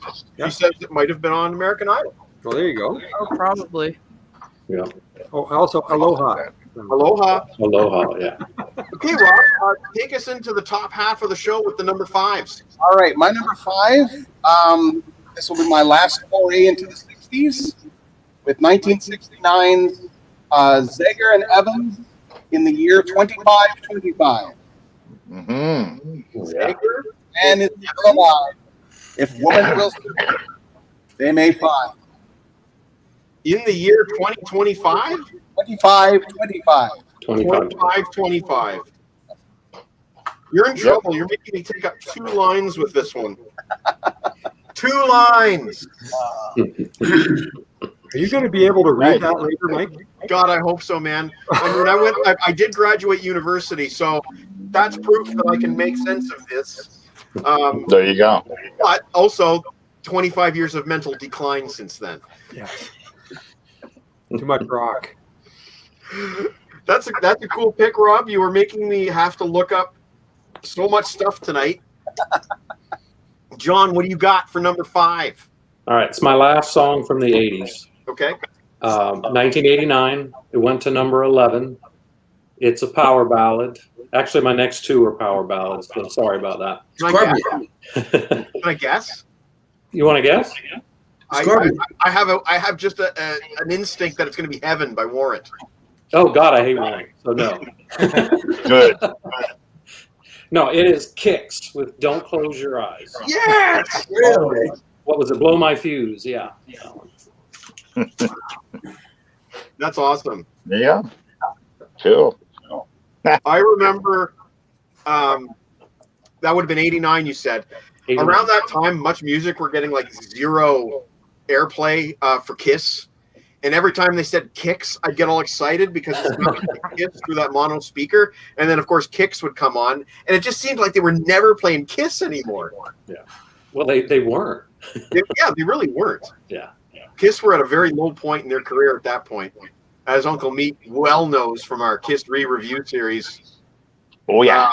Hot in the Shade was one that I don't even think you got to Hot in the Shade. I don't even think you listened to it. Now, Those- I'm on that. Those 3 albums are some serious fucking shit. Period. John hasn't reviewed Hot in the Shade. I don't think you've even got to Crazy Nights yet, have you? Not online, but I have. Right. Okay. I'm actually doing smashes, thrashes, and hits next, and then it's Hot in the Shade. Okay, so I'm going to tag Meat when you post Crazy Nights. Well, Oh, make yeah. sure that he reads. Well, make sure that he reads the re-review of Crazy Nights with my very interesting meat slice on that one. Yeah, Right. I think you had a 0, if I'm not mistaken. Well, yeah, and there was live commentary, like as I was here, as I was actually listening to it. Right. That it's pretty interesting. So Yeah, I won't go into my view on it. But after I wrote the review, after I write every Kiss review, I go to Mike's site and see what he said. Well, there you go. what he said was so good, like just his running commentary was so good in the raw that I basically just cut and paste it, and that was his review. Yeah. But that's a very, very long segue to Meat's number 5. My number 5. Okay, my number 5 is by far the heaviest song on my list. More grunge heavy than heavy metal heavy, but it was in 1996. It went to number 37, and it also went to number 1 on the modern rock charts, and that was in 96. That didn't happen again until 2013 with Lord Royals So it took a long time for a female to be number one on Modern Rock chart. And the song is Mother, Mother by Tracy Bonham. Right. That's a great. Love And that song. Her albums are great too. Yes, they are. Yes, the burdens. Yes. I really wanted to cover that song in some fashion, but it just Well, never have happened. Max playing guitar? You mean? No, it had nothing to do with you. It was with Dave and Mitch. I saw her in concert too. No doubt. Oh, really? Yeah. Wow. Yeah, and Eden Fest Okay. out in Clarington, out by Peterborough and Lindsay out there. It's a very heavy vocal. And she really, she's not a very big woman, but she sure made it seem like she was huge. Yeah, see, there's another Eden Fest. Yeah.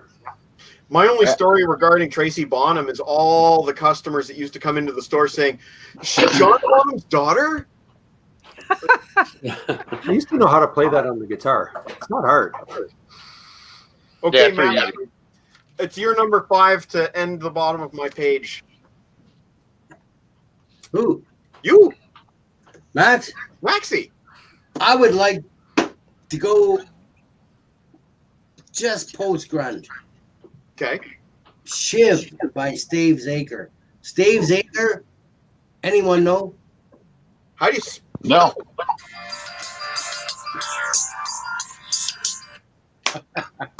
Stave Zaker. Crickets, buddy. His name is Shiv, and it's a great song, and it also made it to this, the Punk Rock Volume 3 from Woodhaven. Okay. Okay, now that proves that it's a hit. Yes. Because I got to hear it, and I got to hear it. No disqualification. Right. All But good. you should go to YouTube, put that down, Shiv, S-H-I-V. Now, this is progressive rock, man. Okay. I love these guys. Stave Zaker, beautiful. One-hit wonder, wonderful. I would agree All with that qualifies. You are not You're up. disqualified. We've made You're it up, to Ladano. round 5, and Max has finally not been disqualified. It only took Really? this long. That's weird. You're up, Ladano. I'm just going to say it real quick because Sarah already said it. Switching to Glide the Kings. There you So go. over to Great you, song. Aaron. Yay. Okay.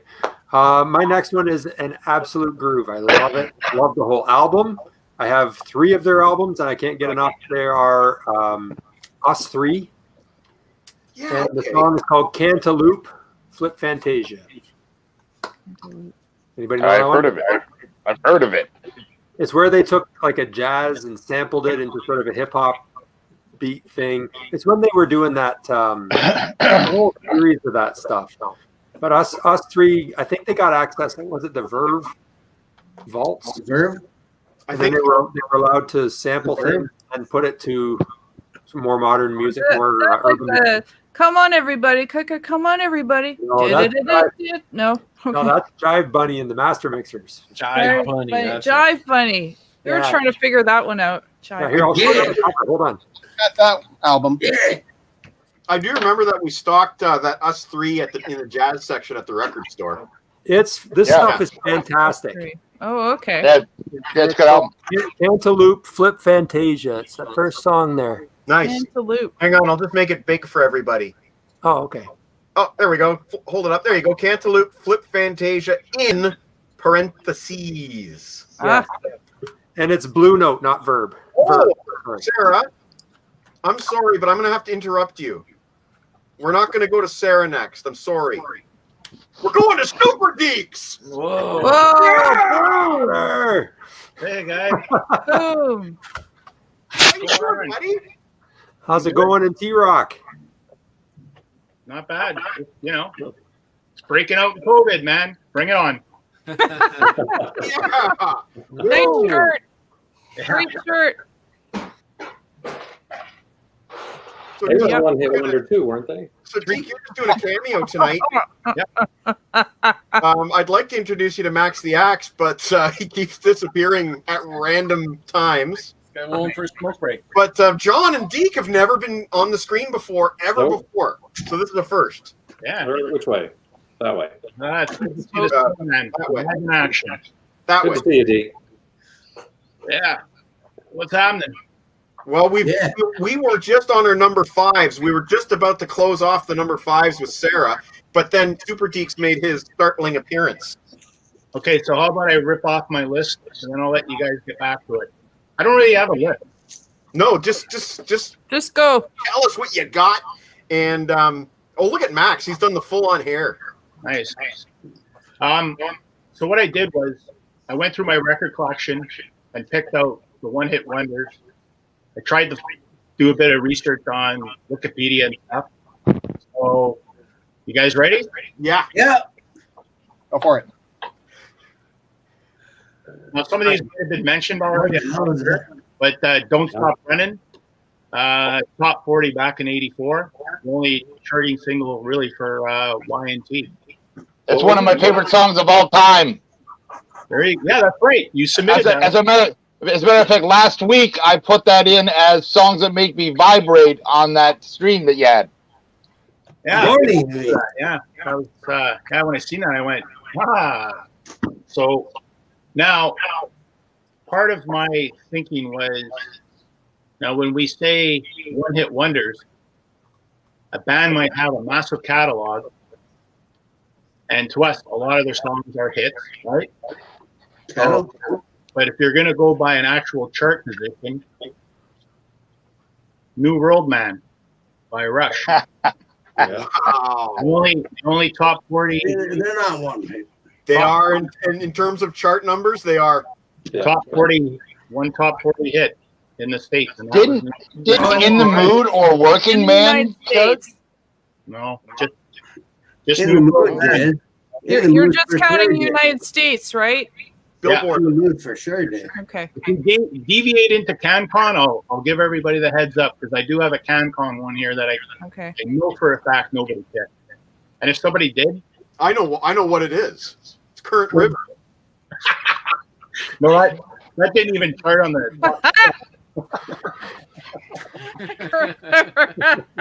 By the way, Lana says hi, Deke. Hey. And she also says it's been a while since she's seen you without your robbery gear. Yeah. Don't worry, it'll be back next week. Yes. Me and T-Bone got to do a carjacking live. No, never mind. Knows what I'm talking about. But anyways, here's my third pick. Really? Rat. Round and Round is their only hit? Top Lay it down? Yeah, I think so. I think he's right. Rounded Man, lay it down? Oh, Well, you might have an argument there.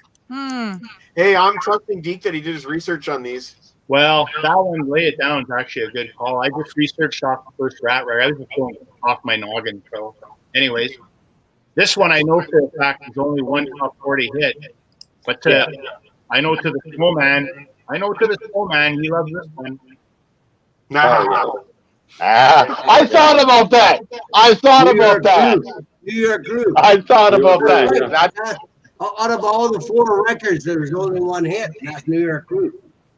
Hey, right. Man, in regards to Working Man, Lana said she's heard that one on American Idol. So maybe that's it.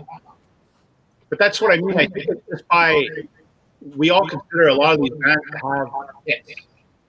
But when you go by actual chart position, I mean, look at Rush, right?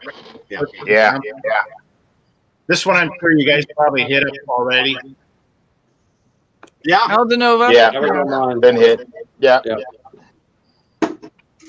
April Wine. No. Just between you and me, yeah. I like they must have had more hits than that. Yeah, but U.S. In the U.S., only 20 hits. Probably, but in the States, they had one. Yeah. What? Yeah. See what I mean? See what I'm dealing with here. Yes. Idiot show. Dawkins? I just got an offline comment that I won't share. Alone Again? I think Without you. I almost put that on my list. Almost. Maxi X is using. Meat Man, you'll like this one, buddy. You will like this one. Okay. Teenage Head. Hey, Teenage Head, yeah. Yes. Title I didn't. Have you title seen, is number 23 on the singles chart. have you Oh, seen- really? Yeah. Trust me, That's I cool. you. And I just watched that documentary. yeah, Yeah. It was pretty good. It was very good. Who saw that? Now, Meat saw it. Right? Good. down to my last three. Good. What? What? I think Deke's trolling us. Yeah. Run to the hills. Okay, Number who's 11 next? in Canada. Okay. Well, we'll allow it. We'll allow it. What do you mean you're going to allow it? Well, there's no disqualification. So So fuck, this will be a doping test on here. Let's keep it going. I got to tell you, Deke. I got to tell you, Deke. It takes balls the size of a pyramid to put Iron Maiden on a one-hit wonder list. So But No. but we're talking single. yes. As Run this, the hills. I was surprised it was the live version and not Okay, my next one will coincide. but hang on, we got to let Deke finish. just let me finish the time out. Not done yet. All right. That's two more.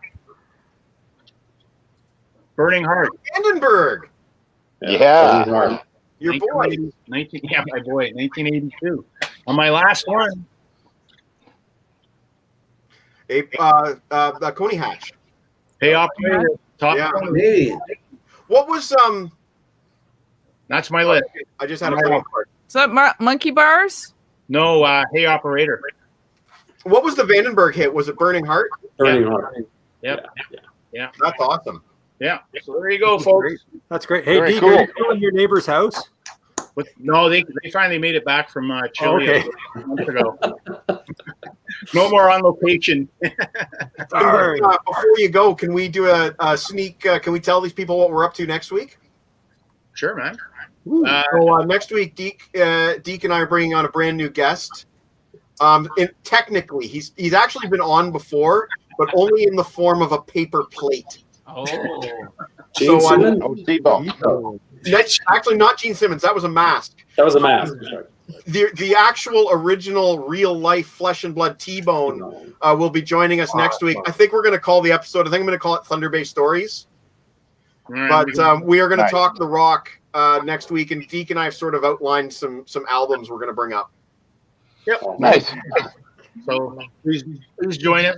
Yep, it'll be the very first actual live non-paper plate version of T-Bone ever seen. I tried getting the Vinnie Vincent paper plate take off, but that just didn't go. So the reason That's is an ugly paper plate. we've been trying to get T-Bone on the show since summer, but I guess he lives in the wilderness. So internet just arrived where I don't know what the story is, but he's got basically no internet. So T-Bone will finally be joining us next week. Look at that. That's awesome. Vinnie Vincent. All Snowman's doing is just shaking his head. That is wrong. That's the best, Deke. Hang on, I'm going to make it big for this. Hold it up again. There we go. Vinnie Vincent is joining us today. Jesus You're a Christ. real rockologist there. That's great stuff. That is great stuff. Thank you so much for coming in, Deke, and joining the chaos. This is now a record 9. This is the 9 participants. This was the peak moment that I was looking for. Hey, Matt. Nice meeting you. Hey, nice to see you. Snowman. Right said me. Hey. Sarah, Hey. Sarah and Mr. YouTube Absolutely wild. and Mr. Ladano. We'll Take talk care, to buddy. We'll see you next week. See ya. Ciao. Okay. Thank you, Deke. We left off with Sarah. With Yeah, mostly we were on Sarah. Lives. Let's just knock this over. Okay. I have actually a song that appeared on a soundtrack. Canadian. Okay. So it's Neo A4. Yep. Say This to Me. and it was featured on Friday the 13th, Part 8. Jason Takes Manhattan. Wow. That's hilarious. Yeah. I have to give you a shout out for that one, Sarah, because it was you who reminded me. Well, it was my buddy who reminded me, but I saw them open for Gowan on his Strange Animals tour.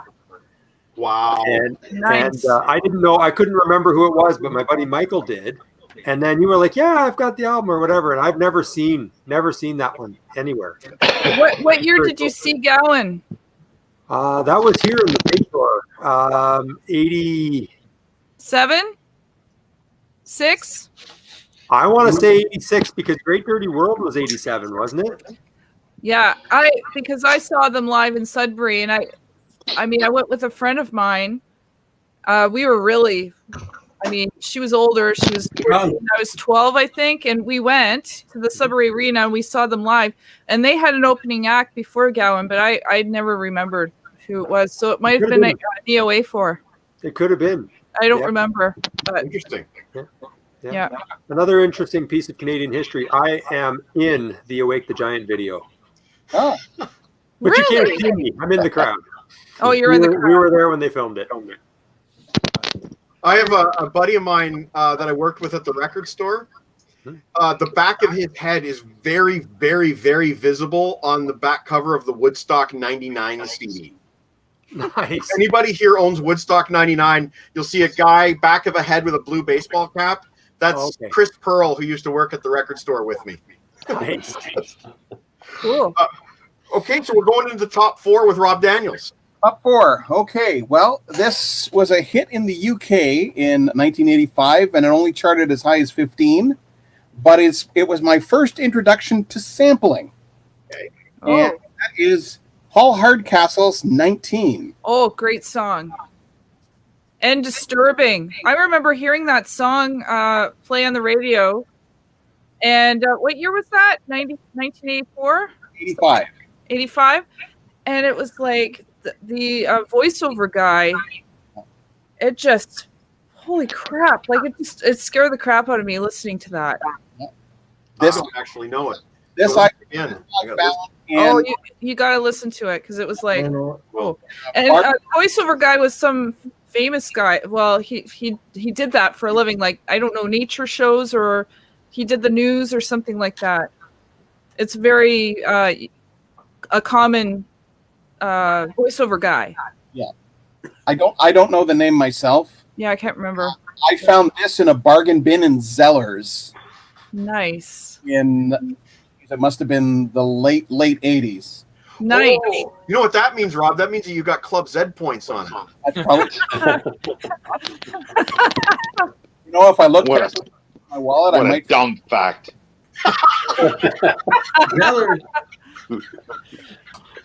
Club Zeddy.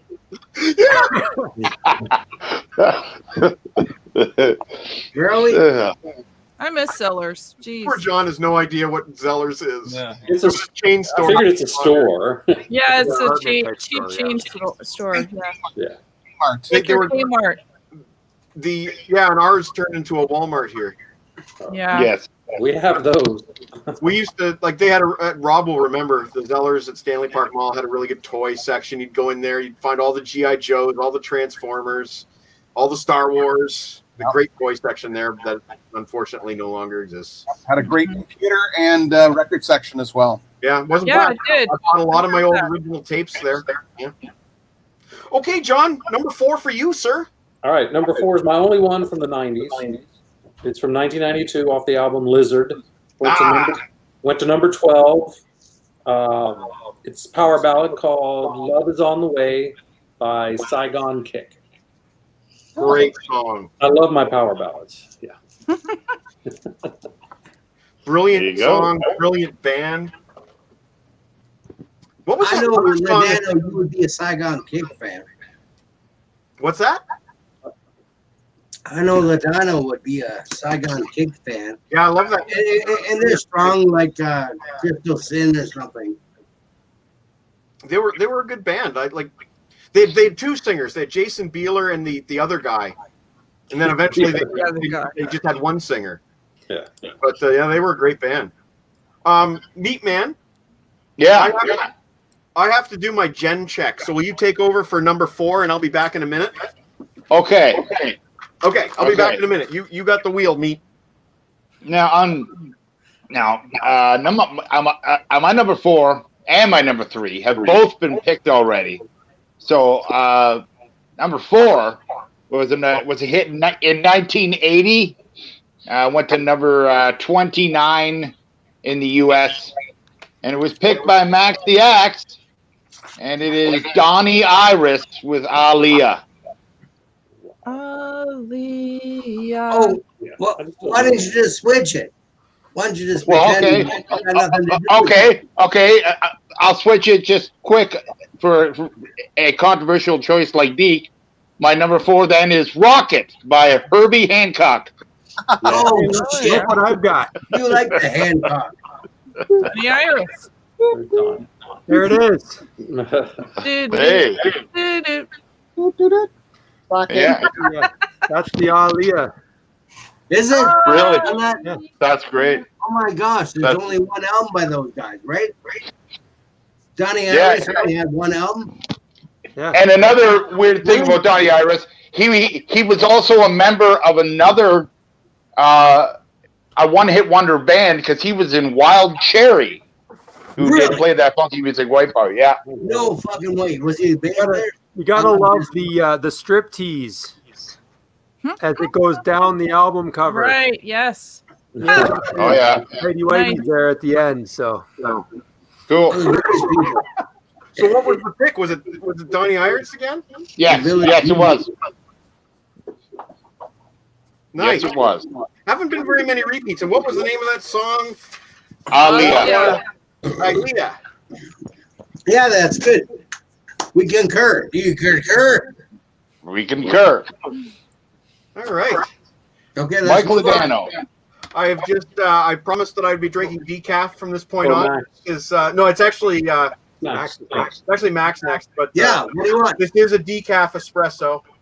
Oh, fuck. Oh, okay, so my next song, I'm going to go to metal because, as you can see, I'm metal. But anyway,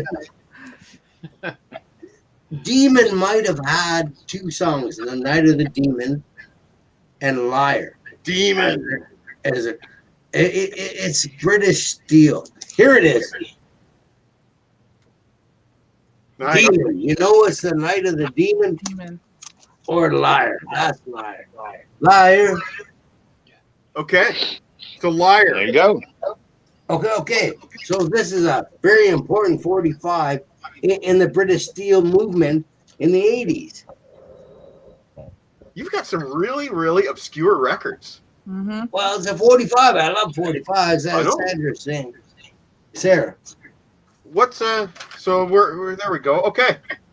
Number 4. My number 4. You're gonna disqualify me again. You got penalties coming. But this is a special song to me and a special record.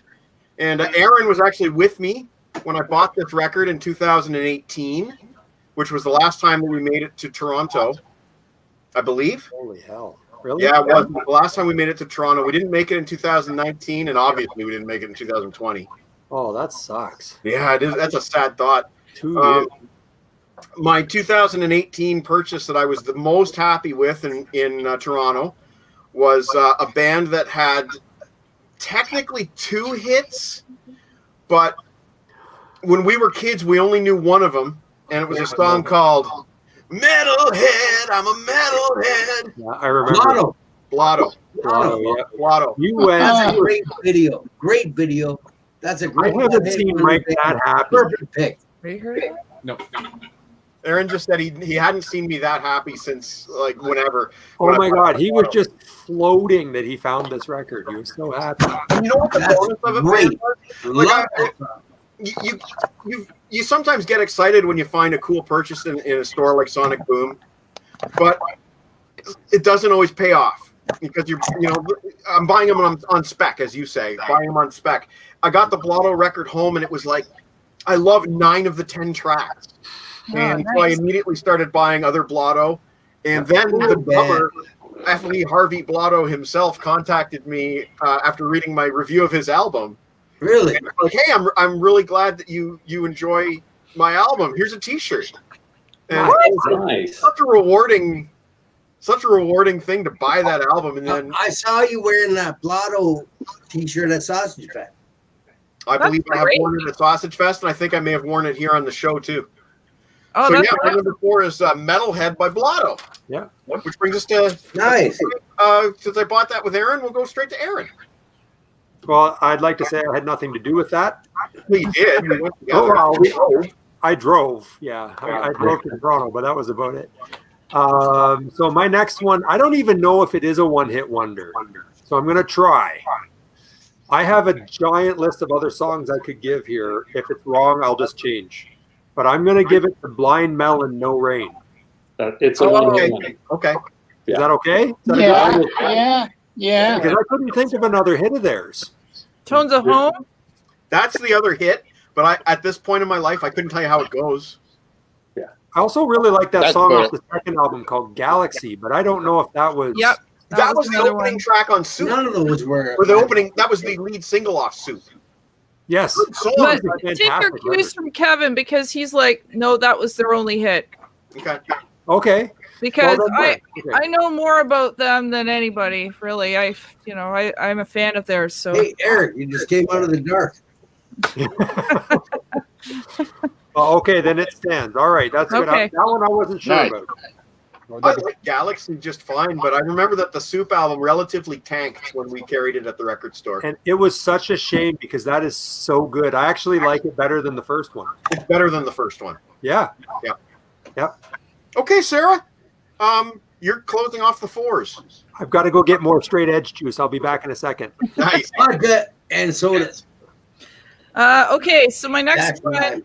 is from somebody that's well known in the music industry for being a producer. Eric. Daniel Lanois, Ah. and he had released a couple of albums, but I'm going with the second one called For the Beauty of Winona, and the hit is A Lot of Love to Give.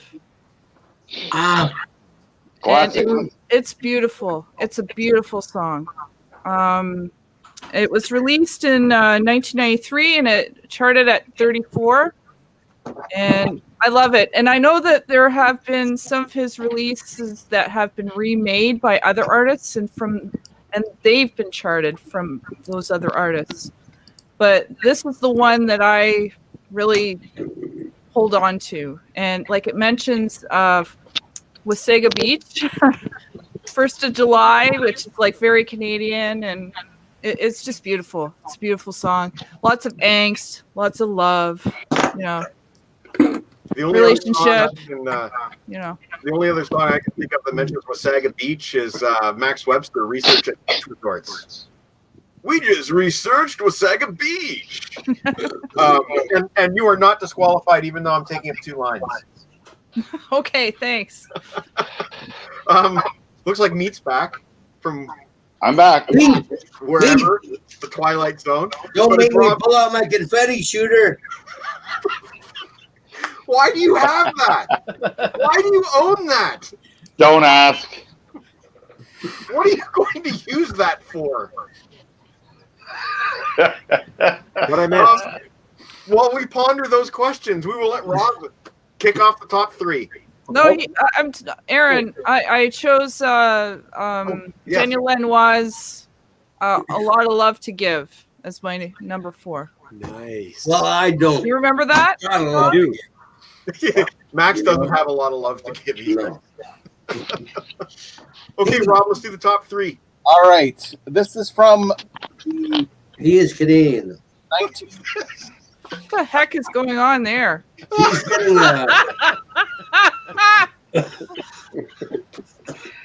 Nostril shot. I'm sorry, Rob. Sorry. All right. Upstate. That's Upstate. what I'm talking about. That's fine. Hey, Rob, dark. before I He's start, the darkest one here, right? crying, can you take us to the number 3? Okay. I picked this up in the summer of 1988. Okay. Set and played the hell out of it on the bus as I was driving or as I was riding, back and forth to where I was going. And but even though it's only known for one hit, the entire album is actually pretty. As Meat is still interrupting.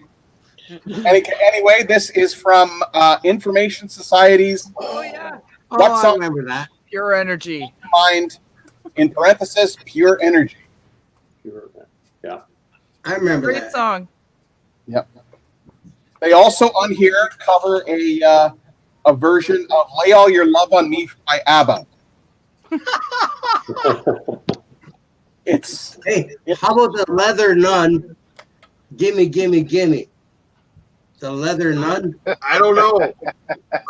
Check it out. Put that on your list to check out on YouTube after the show. Okay, the Leather Nun, gimme, gimme, gimme. Is that a black? Yeah. Okay. John, center square. All right. We're jumping all the way to Thank you, Rob. 2002.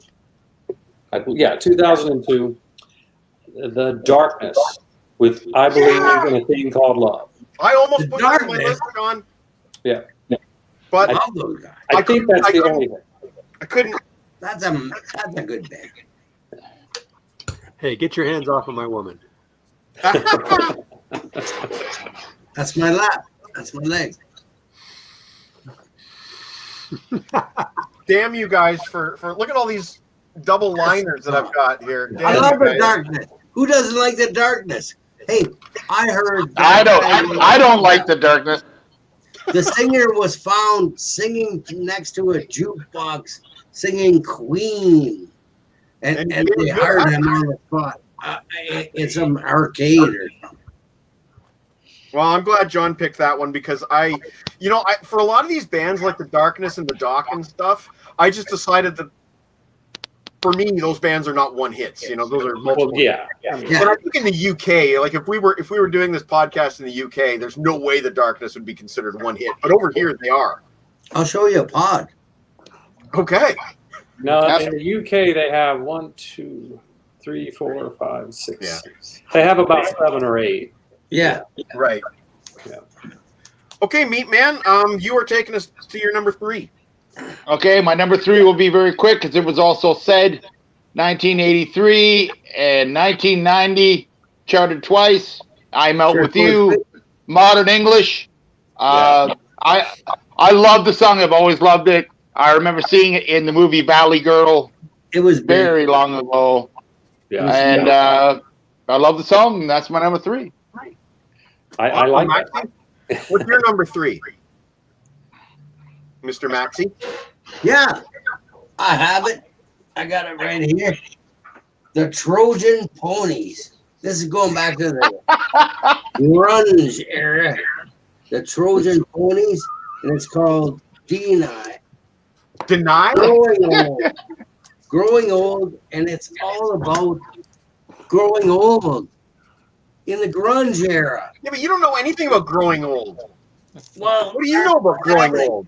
I know I look young, and this is Growing Old by the Trojan Ponies, and this is a beautiful thing. This is way before Universal, BMG, and Sony took over everything and bought on all the little record companies like Sub Pop, where we find Fu Manchu and Smashing Pumpkins, et cetera, et cetera, et cetera. But anyway, this is way better stuff than what you're listening to right now. Cool. Well, I'm not listening to anything except for you guys, so yeah, by default, it's better. Okay. So I'm going to my number 3 here, Canadian content.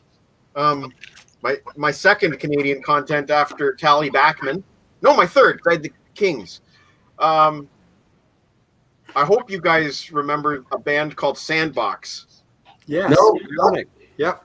Their lead singer was a guy by the name of Paul Murray, and his aunt is very famous. Her name is Anne. Anne Murray. Yeah, that's his aunt. So Paul Murray, nephew of Anne Murray, they came out with a song called Curious in 96, 95, 95, Curious came out from their debut full-length album, Bionic. It's a great little alt-rock number. The lead guitar player of Sandbox, Bubbles. very famous. He is now known as Bubbles. And I know Jon Snow. Right? No? Okay, No. hang on, John. No. Hang on. Please tell me you know who this is. If you don't, I'm going to be starting to harass you and send you video clips and all kinds of other stuff. But hang on, sorry. When I Google Bubbles, I get different stuff. Please tell me you know who this guy right here is. Please? Oh, yes. Okay, good. Okay.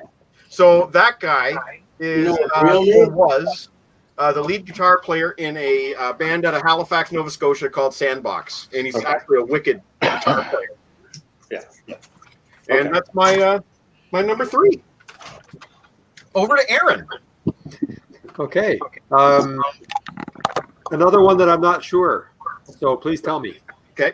I chose Sublime, What I Got. I'm good with that. Yeah. They do have that other song, Santeria, but What I Got's the big one.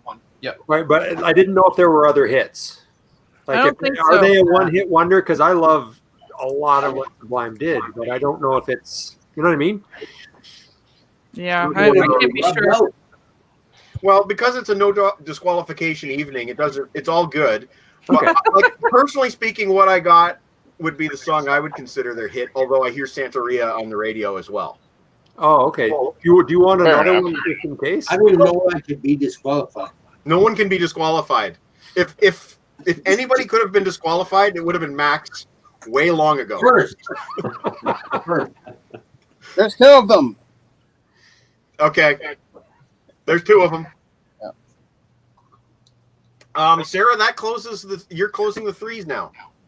Okay, I chose John Bottomley. You lose, you gain. Number 6 on the charts in 1995. Great album, Blackberry. Great album. Sorry, what was the track? It's called You Lose, You Gain. Okay. Got it. I don't know. Wow. Right on. I don't know. Mr. Daniels, Okay. give us your Put a due. note on that, Lenano. Put a note on that and we'll look it up. I'm writing them all down. I'm literally writing them all down. Okay, Rob, go ahead. Okay, thank you. All right. So again, sticking with 1985 or 1986, depending on how you look at things. White Snake. From the film Ferris Bueller's Day Off. Oh. We are talking yeah. Yellow. Oh yeah. Lowest charting one on my list at 51. Ooh. Very good. Good call. I dare you to I mean, as soon as I brought it up, everybody went, "Oh yeah." I dare you ask anybody who doesn't know who Yellow is, or at least know the song. Right. Yellow. Yeah. Is that the CD that you were showing off on your Wednesday show? That is the one. I said I'm going to give a little hint, and so I just threw it in and quickly. I don't know if Yellow's a one-hit wonder band.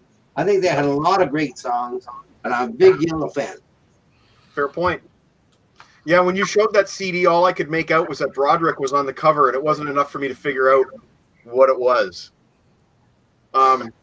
Whoever picked Information Society, I think that was Sarah. That was me. Oh, that was you. Scott Tuttle apparently hates that track. Thanks a lot, Scott, for that feedback. And Chris Sarr is wondering if anybody picked Spadina Bus, but I can't even tell you what that Shuffle is. Demons. Good. Oh, That's a good one. Yeah. cool. Thank you, Rob. John T. Snow, number 2. My number 2. It's in 2006, and we're going to go really out to left field with this one. It's CeeLo Green, Gnarls Barkley's Crazy. I almost picked it.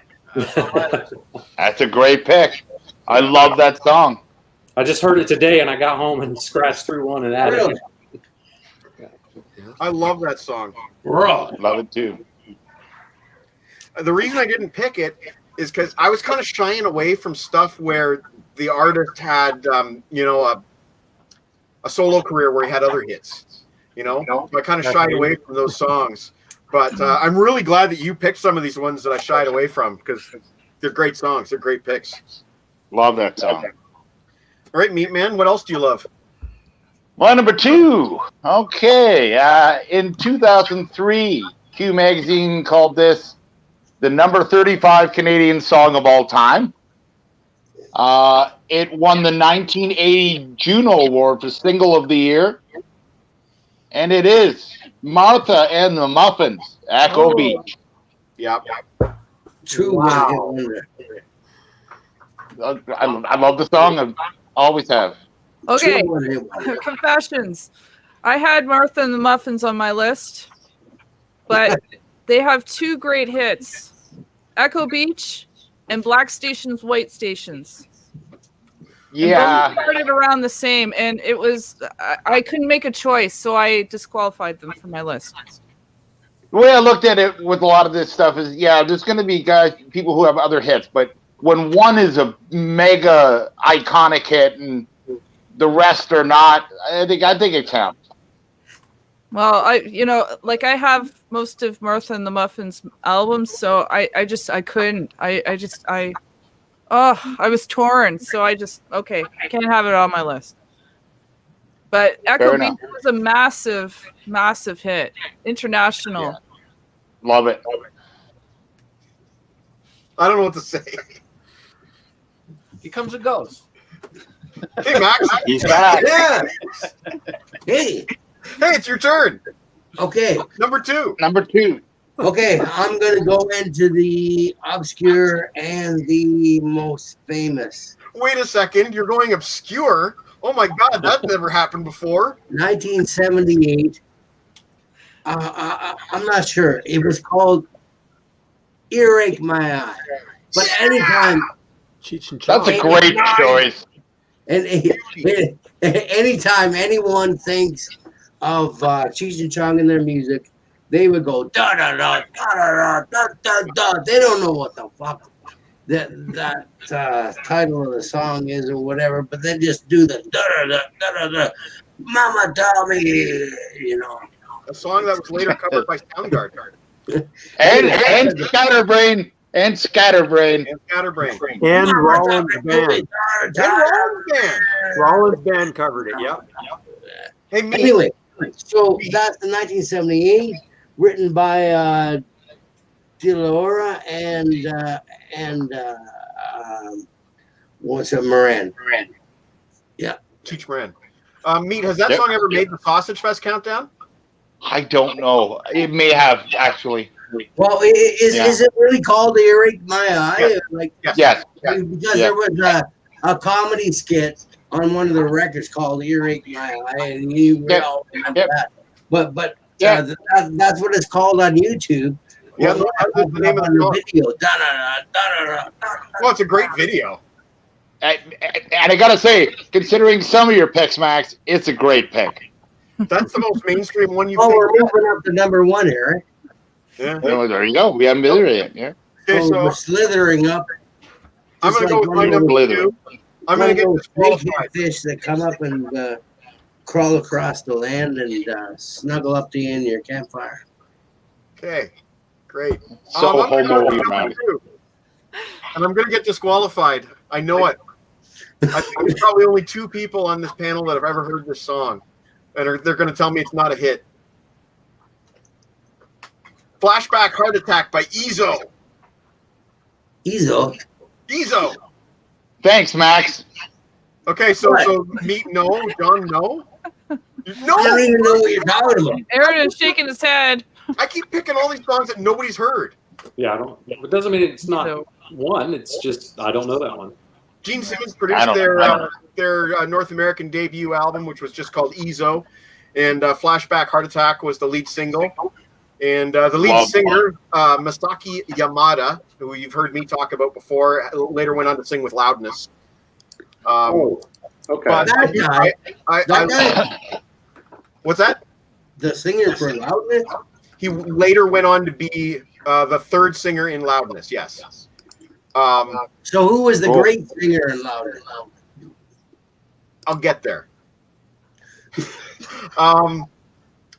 Anyway, Flashback Heart Attack. Look up the song. The video's available on YouTube. It's a fantastic hard rock tune from about 87, 88. Gene Simmons produced the album, and it's a freaking great tune. I don't know what to tell you except for it's a freaking great tune. Over to you, Aaron, with your number 2. Okay. So my number 2, in a second. This is the Rollins Band. Insert band here. It's from the 1990 tour in Australia, and it is the last song they played that night. And how rare is that? Oh, I never thought it was rare, but I've never seen it. Never seen that. You've never seen to buy it off. Insert band here. Never seen that. That's how rare it is. Okay. Well, I have a bunch of Rollins. $20. I love Rollins. You know what? I could have put Rollins on this list because really isn't Liar the only song that was. Yep. I couldn't do that to him because to me he has a million great songs. Right. That's why I absolutely love that song. Yeah. Now, okay. So my number 2 is totally wacky, and I've got a huge list of also rans here that could have been, but I chose this because it makes me happy and makes me think of my childhood, and it is Timbuk 3. The future's so bright, I gotta wear shades. You know, nice. That's one hit wonder. Every time I hear it, it makes me happy. I'm not quite sure. That qualifies. You know, 50,000 a year will buy a lot of beer. Things are going great. I got that. There you go. That's a great pick, man. Got shades on. Good job, Rob. 2-liner though. 2-liner. You're welcome. Okay, Sarah, give me a 1-liner at number 2, please. Okay, this might actually disqualify me. One. Penalty. Maestro Fresh West. Let your backbone slide. Yes. Yeah. Number 10 in 1990. What about Drop the Needle? What about Drop the Needle? Not as high. Yeah. Not as No, high. I never heard of that. What? You never heard of him? Drop the Needle? No. No, I know Backbone Slide. Okay. Okay, well then It was the lesser. I think Backbone Slide totally qualifies because that would have been. Yeah. That's people in the States know that. People in the States don't know I Drop the Needle. Well, Drop the Needle has that sample from Haywire. Right. Dance Desire. Drop the needle. Drop the needle. Drop the needle. So if you haven't heard that, then that's great. Drop the Needle I was win. definitely. I might be lucky. Drop the Needle was definitely sort of like the lesser second single. Yeah, it wasn't as strong. Yeah. It wasn't as strong. I've got the Haywire album here. I have it got several of theirs actually. Have Mr. Book. Sorry? What don't you have? Lots. Okay. The album you don't like. What? Yeah. The Hey, Haywire. Sarah, this is another one for you, Sarah. I actually have the cassette single of Let Your Backbone Slide. Whoa. Whoa, kept I it. had it too. Really? And I had the album. Yeah. Can I have it? I don't have them Sorry, anymore. man. I don't have. That's, Yeah, because Come cassettes on. are so hot right now. As we head into the final round, let's address this here. Sorry, this one.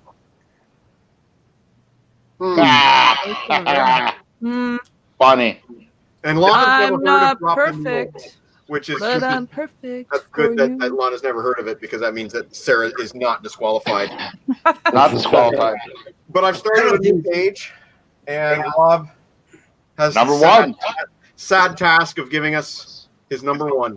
Well, it was a very tough choice for me.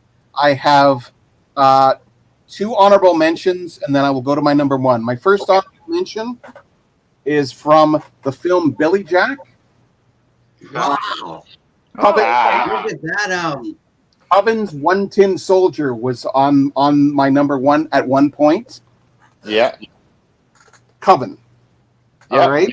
Then another one was Joey Scarberry's Greatest American Hero theme from the Greatest American Hero. Believe it or not, I'm walking on. George isn't at home. exactly. But Oh, where? Take Eric's shot. if you know me, you'll know this particular. You'll understand when you see this album.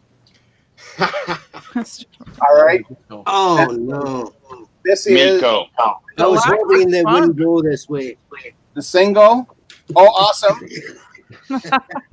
Star Wars theme Cantina Band was number 1 No, for several weeks. you got that? I have that, Wow. and it stayed in my collection for years. But yeah, this is the single, the 45 single of that song. So yeah, that's my number 1 from Nice. this album, which I found under my 45. Christmas tree. 45. 45, What's the year? 78? 77. They were striking while the iron was really, really hot. Oh yes, Because that movie came out in May of 77. 77, and he struck very soon after. Not 78. Nope. Wow. So All right, Ron. that's my number 1. Well, Rob, there's Rob. the single for Believe It or Not. No way! I am very jealous of that. Yeah. I only have the Elektra Records single. I couldn't find it tonight, or I would have shut it. But that's awesome. I never had a picture sleeve. I sold my copy at a garage sale, and I never had that picture sleeve anyway. Yeah. Wow. I saw this down in Florida when we were on vacation because every vacation we go, I hit a record store Wicked. and I had to grab it. So Is it your number 1, or is it just there? no, it was just I grabbed it when he mentioned it. Oh, wow. It was right behind me. So, Wicked. all right, my number 1 was actually, when we do the year-end list, I used to do top songs that were not rock.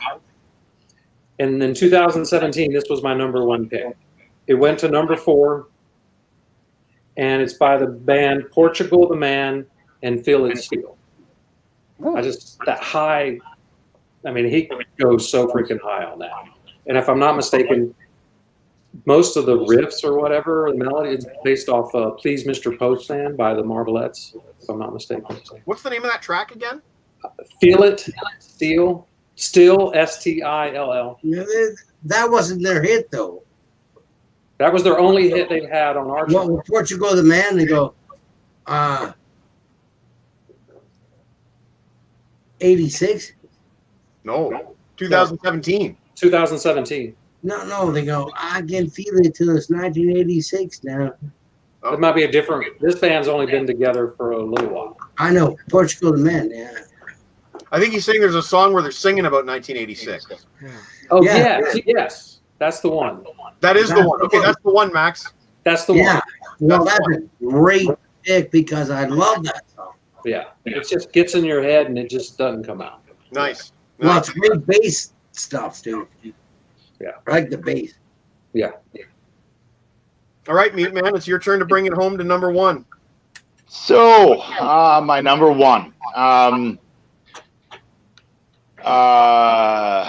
Went to number 2 in the U.S. And it's funny because I believe this is the only 2-matcher on here. John T. Snow and I matched on my number 3, which was Modern English, I'm Out With You.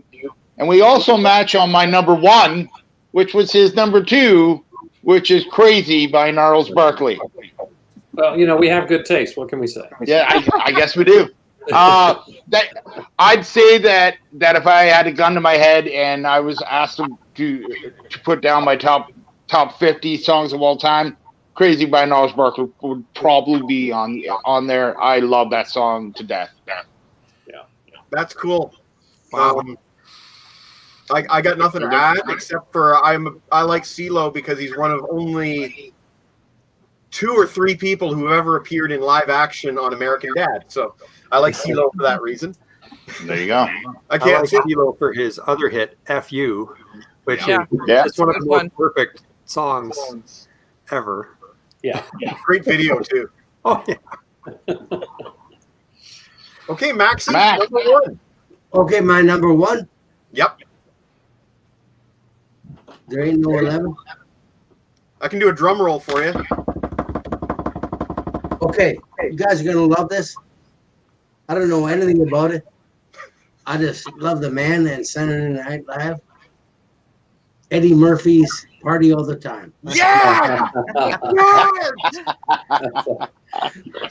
Now, Good one. he was a one-hit wonder there, but you watch the video and they're all behind him, like, and there's a lot of stuff going on there. If you understand what I'm talking about. I haven't seen the video in many years, but I'm so glad you picked it. That I didn't even Party all the time. did not even occur to me, man. So big kudos to you for Party All the Time. Party all the time.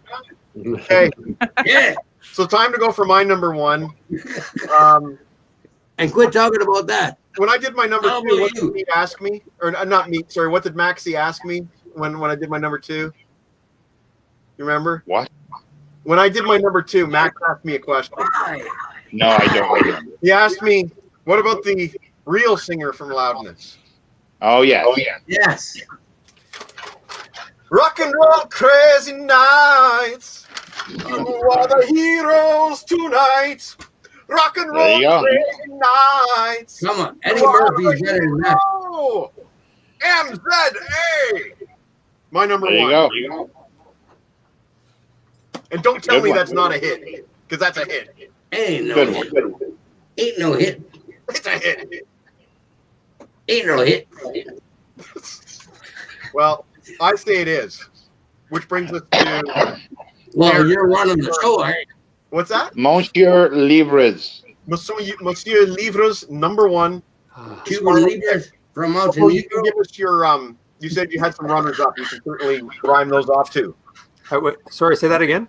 You said you had some runners up. Oh, I got 20 of them. Oh shit. Okay, maybe No, not. we don't need that. We only need 20. No, Not we 20. I'll give you 5. Give me 5. Okay, so my runners up are Big Country and a Big Country. Good one. Yeah. Yeah, I love that song. Yeah, it's great. I had Ram Jam's Black Betty. Yeah. Oh yeah. I Great video. had, Great video. I had the Knacks My Sharona. Yeah. Yeah, that was big. I had EMF's Unbelievable. Just 'cause Finally. it's fun, Finally. right? Yep. And I also had Sister Hazel's All For You, Oh.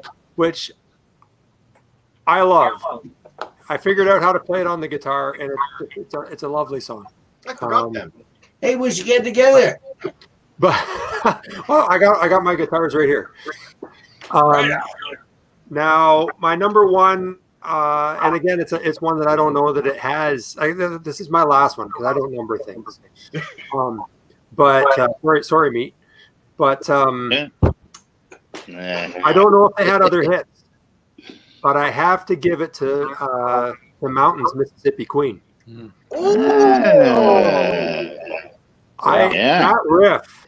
That riff, it still feels pain. I absolutely love it. Nice. So, I don't know Good if they had one. other hits. I don't. No, that counts. Definitely. Totally counts. But that's a great rock song. That And is it's never on like the classic rock of the 70s compilations. It's never on there. It drives me nuts. It should be. You're right. It's not on there very often. No. Wow, that's a great one, Aaron. That's like a home run at the very end. Well, that's what she said. All right, that's a lot of pressure there, Sarah. This is and you are the closing act. Well, I have some runners up. Can I go? Okay. Yeah. Okay. Give us however 5, whatever. Con cans. I beg your pardon. Okay. You remember that one? I do. I remember the name Con Can. The Parlin Brothers, Soul City. Soul City. That's where we're heading. Dancing my God, and singing yeah. till dawn. I didn't know who that was. Yep. Yeah, I know that one. Images in Vogue, Lust for Love. Okay. Don't mistake my lust for love. Don't mistake my Keep love going. for love. I could do this all night. Okay. The payolas. Oh, yeah. Eyes of a stranger. They did have a couple other hits, but That was Yeah. totally. Whatever happened to Bob Rock after that? Nothing. He So just strange. disappeared. Coyotes, Red Rubber Ball. I have FM's phasers on stun. Oh, that's a good one. Yeah. Very good one. Yeah, Black yeah. noise. Do. Okay. Now, You know that, Rob. my number one is Northern Lights. Tears are not enough. Wow. Number one in 1985. Did not see that coming. Nope. Mic drop. Wow. Yeah. Look, I'm going to give you 3 lines. Tears are not Enough. enough. Wow. Now, I also had Rio Statics, Claire, but that never charted ever. And that was Yeah, it's kind of not like really- the hidden gem, perfect song, but it never charted. Yeah. So, yeah. Question No, for you, put Sarah. say what? Quick question for you. Mhm. Does Mars take requests? Because we have a request for him to sing a couple. What do you want me to sing? Hey, Okay. I would like to mention 2 bands. Yeah. Gwen Mars and Mars Volta. Mars Volta? Mars Volta could be. I love the Mars Volta. They have That is great album covers. Yeah. And that Very is disturbing. wild music. No, well, I don't know. I've never seen them, but the great band. Like You need to look at those album covers because honestly, they are a work of art. They're wild. Yes. We got another Kevin question. Does he? Oh, look at popular Kevin. Yeah. popular. I got a duck in front of my face, so we can't. Oh, I just noticed Sarah's wearing a Rush shirt. Eric, you got some good lighting there now. Oh, Permanent Waves. Yep. Nice. Okay, so surprisingly, not a lot from you guys came to my list. By the way, everyone had great lists. Do you want to move over a little bit so the duck I'll just isn't in move your in. face? No, I'm okay. I like Yeah, get in there. Get in there. All right. Talk Everyone about had a great duck lists. face. I did like Sarah's the best, but the second runner-up had to be Maxi Axe's list. I thought it was fantastic. Anyone who puts Trojan ponies on the same level as Toto is amazing in my book. That is, Thank you so much. no, I was surprised. I think it's questionable with a lot of you on what exactly a hit is, but we can talk about that on another day. So, Well, that's why the One Hit Wonders was such a wide open show, and I'd volunteer to be on it. that's Well, you didn't volunteer to be on it. You suggested this. And I still volunteer. Well, I guess, yeah, you did both, I guess. Yes. okay. So on the bottom of my list, I got 14 songs here, so I'll just go through. So number 14, it's not the bottom because it's not really a good song. It's Green Jelly's Three Little Pigs. Oh yeah, on MTV. I got that. I got that, and it's Green Jello Right. Right. Yeah. before they got sued by Nabisco. So Right. I You got a all that in collector's the right. package, and I got all the ones right after that. So hold on to that because that is worth money. Yeah. And I then know I got that. and then you guys picked Gnarls Barkley, Crazy. That was high on my list too. And Ram Jam, Black Betty, but Aaron mentioned that one. So, Electric Harley House of Love. yes. Okay. So my number 11 is Bob and Doug McKenzie featuring Geddy Lee. Take Off. They only had the one hit. Nice. Kevin. What? Well, Okay. that's right. They only had one hit. That's a Christmas Carol. That doesn't count. Okay. Norman Greenbaum, Spirit in the Sky. Oh, yeah. Good one. Yeah. Get ready for 3 lines, or maybe possibly 4 lines here. I'm not even writing these down. No, you got to write this one down. I want to see you write this one down. Primitive Radio Gods. Oh, The song no, is no, I'm not writing this one standing down. outside a broken phone booth with money in my hand. The entire song's not great, but that one clip where they just take and cut up BB. BB King's voice, it's just fantastic. I don't even want to listen to the rest of the song. I just wanted to hear that part. Just play BB I think King. Mike is gonna. Well, I have that one too. I I've think been downhearted, baby, ever since the day we met. You know, and it's great on the original recording, but the way that they cut it up, it just and put it on that it's loop, beautiful. it's It's awesome. beautiful song. I think that choice might. I'm pretty sure that choice is going to make. It's going to cause Max, not Max. It's going to cause Mike to just rip that list up that he's writing. Look at my hands; they're all deformed from arthritis. Waiting for the I'm gonna need a new marker. Yeah. Okay. Kevin, I'm a little marker high. Thunderclap Newman, Something in the Air. Ooh. I actually prefer Tom Petty's cover of it, but still, I'm sweaty. Fish does a cover of that, Mike. Fish does a cover of everything. Fish. Buffalo Springfield, For What It's Worth. Yeah. Mickey and Sylvia, Love Is Strange from 1957. Oh, yeah. You guys know that song? Yeah. It's in the Dirty Dancing soundtrack, unfortunately. But Well, it's a that's why I great. don't Unfortunately. Listen to that song. It's Do you like that? You're the one. Dirty Dancing. no, I don't like the movie, Come on. but I like love the song. the movie. But it's like a really sleazy song from 1957. It's incredible that it was ever like it's just weird. Anyway, Yeah, sleazy jazz. Tom Tom Club, Genius of Love. No one picked that. Okay. Now questionable. Pat Tavers. Would you consider him? I like snorting whiskey and drinking cocaine. Good That's the call. only song I know from him. That might be okay. Doucette, Mama Let Him Play. Mama let him play. That's a good comedian one. I just adore it. Okay, so I'm a big Ghostbusters fan. Ray Parker I grew up in. Jr. Ray Parker Jr. I don't care about his R&B hits. This is his only hit. And my number one is a song that I just sing all the time. Oh man. I bastardize it as I sing it all the time. But it's Joan Osborne, One of Us. Oh, one of us. Stranger on a Bus. That's I don't cool. Let's do it. Me too, Lana. My favorite. And is that an AC/DC shirt, Mr. Kevin? Yes. Nice. Yeah. Nice. Of course. Cool list. Of course. Holy crap, man! That's 2.5 hours. So There's Yeah, something. okay. Let's wrap it up. There's something I want to say. Hang on. Oh. Let's start with Sarah. There's Yep. one thing. I have my other list that I sort of started when I was going to abandon my Canadian list. And there's a couple on here that I wanted to highlight, like Montel Jordan. This is how we do it. I remember that.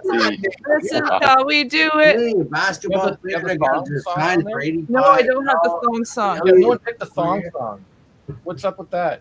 Show The thong song. Yeah, show canceled. That was it. I just wanted to highlight. I thought that one was very popular at the time, and that was on my list. But anyway. I wish somebody Okay. did a thong song. Okay, there's something that I want to bring up. Yep. And Mike knows about this, but there is a YouTube guy named Todd in the Shadows, Yes. and he has a series of episodes called One Hit Wonderland, and I highly recommend it. There's about 50 of them, and basically what he does is he talks about a one-hit wonder. He talks about them before the hit, then he discusses the hit, and then he basically says what they did afterwards. I'm gonna leave the link for his YouTube page on the stream chat, and I'm telling you, it is rabbit hole material. It is a lot of good watching. A lot of the songs that were picked, they're full episodes, like 20 minutes on like Turning Japanese by the Vapors, which is one that didn't Well, get picked. that's a one-hit wonder band. Last Well, I'm just telling you, these episodes are great. I'll leave the link, and I highly recommend to watch them. last winter, just before the pandemic began, Meat came over to my house for a marathon YouTube session. And so he introduced me to Todd in the Shadows on that day. And we watched, my favorite one was the New Radicals. The New Radicals, yeah. Didn't make tonight's list. Great, that's a great song. You get what you give. What you give. Yeah. Really Yeah. fascinating story. Those guys. Fascinating episodes. Like, they have everything from there. The Hustle is on there. Like just weird stuff. It's really, really, really, really good. So I'll leave the link of what, and I highly recommend them.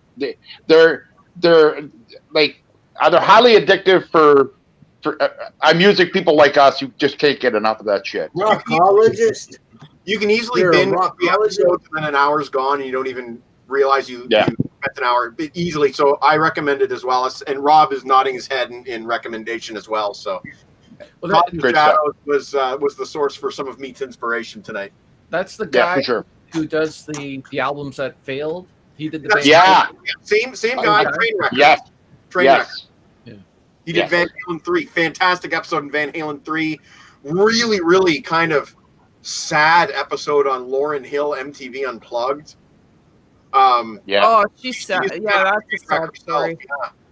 Rob, Yeah. I'm really looking forward to you playing our new record on CKWR.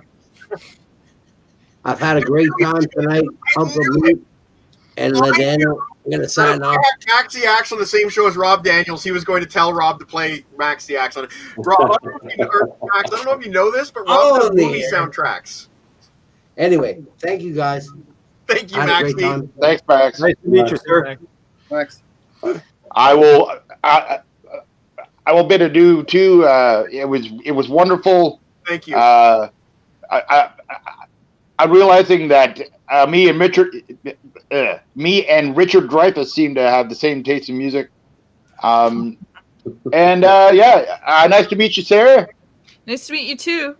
Hope Wait, to see And you. great list, everybody. Look down. Look down.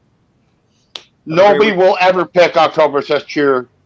Nobody will ever pick it. Bye. Everybody. Thank you so much. That was chaos. It was utter chaos, but it's probably the most fun utter chaos I've ever had. I finally got out from underneath the duck. Yeah. Oh, crap. I can change it back to that. There we go. Well, does anybody else want to wrap up? Anything else that they want to say for tonight? I mean, Rob, you've got a show tonight. Yeah, my show tonight is as the cat leaves. My show tonight is James Bond video game scores. Ooh. Stuff from Tomorrow Never Dies, From Russia with Love, Quantum of Solace, Bloodstone, and GoldenEye? GoldenEye 64. Oh, okay, good. GoldenEye's the only one I've ever played. Yeah. But I'm sure Kevin and Sarah know those games because they are the games experts. Oh. Right, but okay. I don't know if I'd say Well, expert. Rob, I don't know if I even mentioned this before because everything's always so darn chaotic with me. But Sarah runs her site, Caught Me Gaming. Ah. So she knows her video games, and Kevin certainly did his fair share of gaming. You do podcasts about games. Yeah.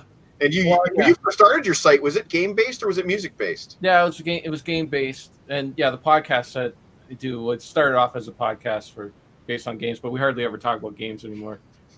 Talk about everything else but games. I don't know how we kept an audience, but we somehow did. I still do game scores all the time. Yeah. I really enjoy them. In fact, some of them are some of the best music that's been being written right now, right? Yeah. Do you like Nier, the Nier soundtrack? Yeah, there's Nier. There was one, A Medieval. Remember that? Just got that I just listened to. Really good stuff.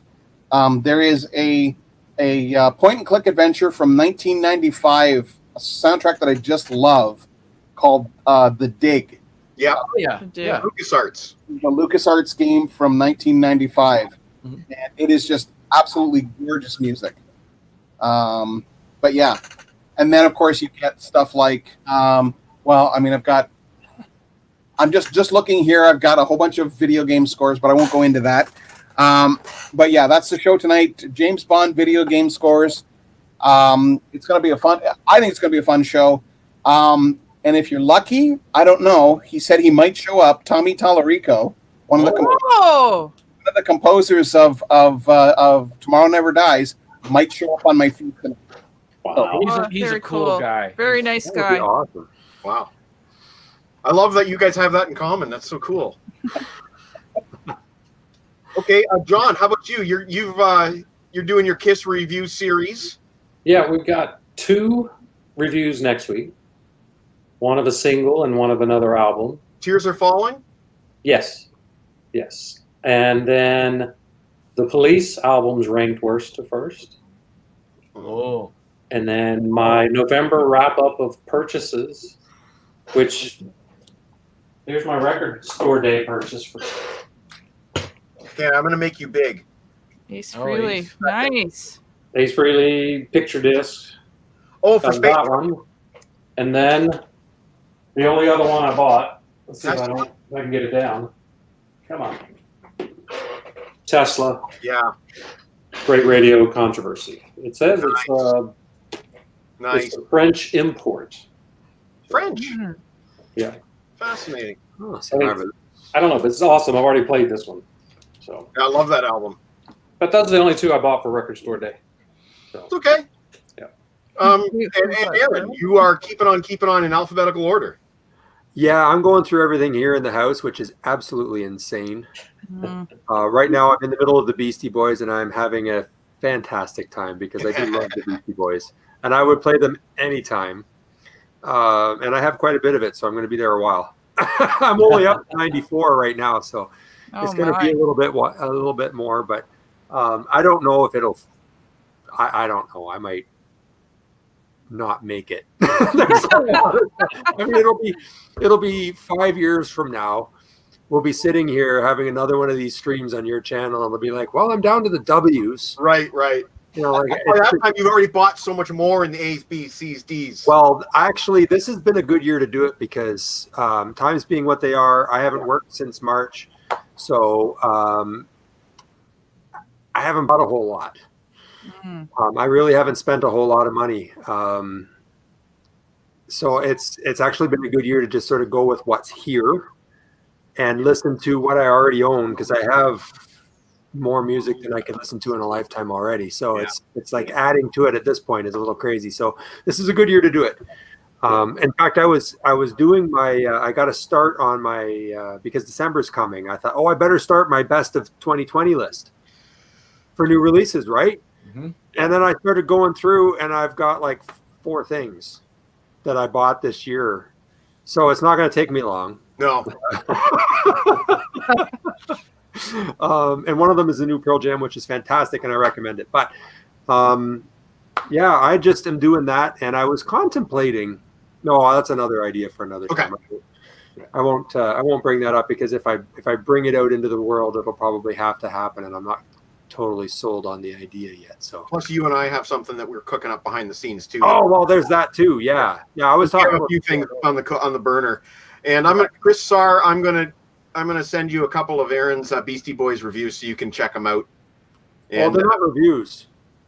well, yeah, they're It's like, hey, I have this. yeah. you can go check it out. I'm not reviewing any of this stuff. I'm just like, I've got back into it, but in the laziest way possible. I just like put up a song and say, here you go. I'm not actually putting any. Well, I'm gonna send it to him anyway because he'll enjoy it. Yeah. And for those who want to check out Todd in the Shadows, Meat has posted the comments, posted the link right there, or you can just Google Todd in the Shadows. And props to you for listening to what you already have, Aaron.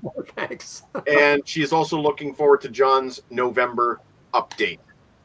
Aren't we all? Yeah. So Hey, Aaron. Yeah. Usually when Is that- John posts his updates, I usually sit there going, no, I want it all. Yeah. I've threatened to break into his house more than one time, and if he ever actually, God forbid, if he ever does have a break-in, the FBI is knocking on my door. Because these are public comments I've made. Yeah, my daughter will be really mad if you take the one thing. Okay, I promise I won't. Yeah. You know what I'm after. I'm after the Gene Simmons vault. So Yeah, she's already claimed that. She wants that one. It's when I'm gone. When I'm gone. Yeah. It could get angry. But Yeah. Sarah, you were saying something. No, I was just I was saying to Aaron that I noticed that you have the Casey's mug in the background there. This was a gift from a wonderful lady. Oh yeah. There you go. You know what? And you know what's in it? Change. No, not change. Bottle cap? It's my bottle caps from the Iron Maiden beers Oh. Nice. that are you know, they're pretty fun. That's awesome, Aaron. They are. You've got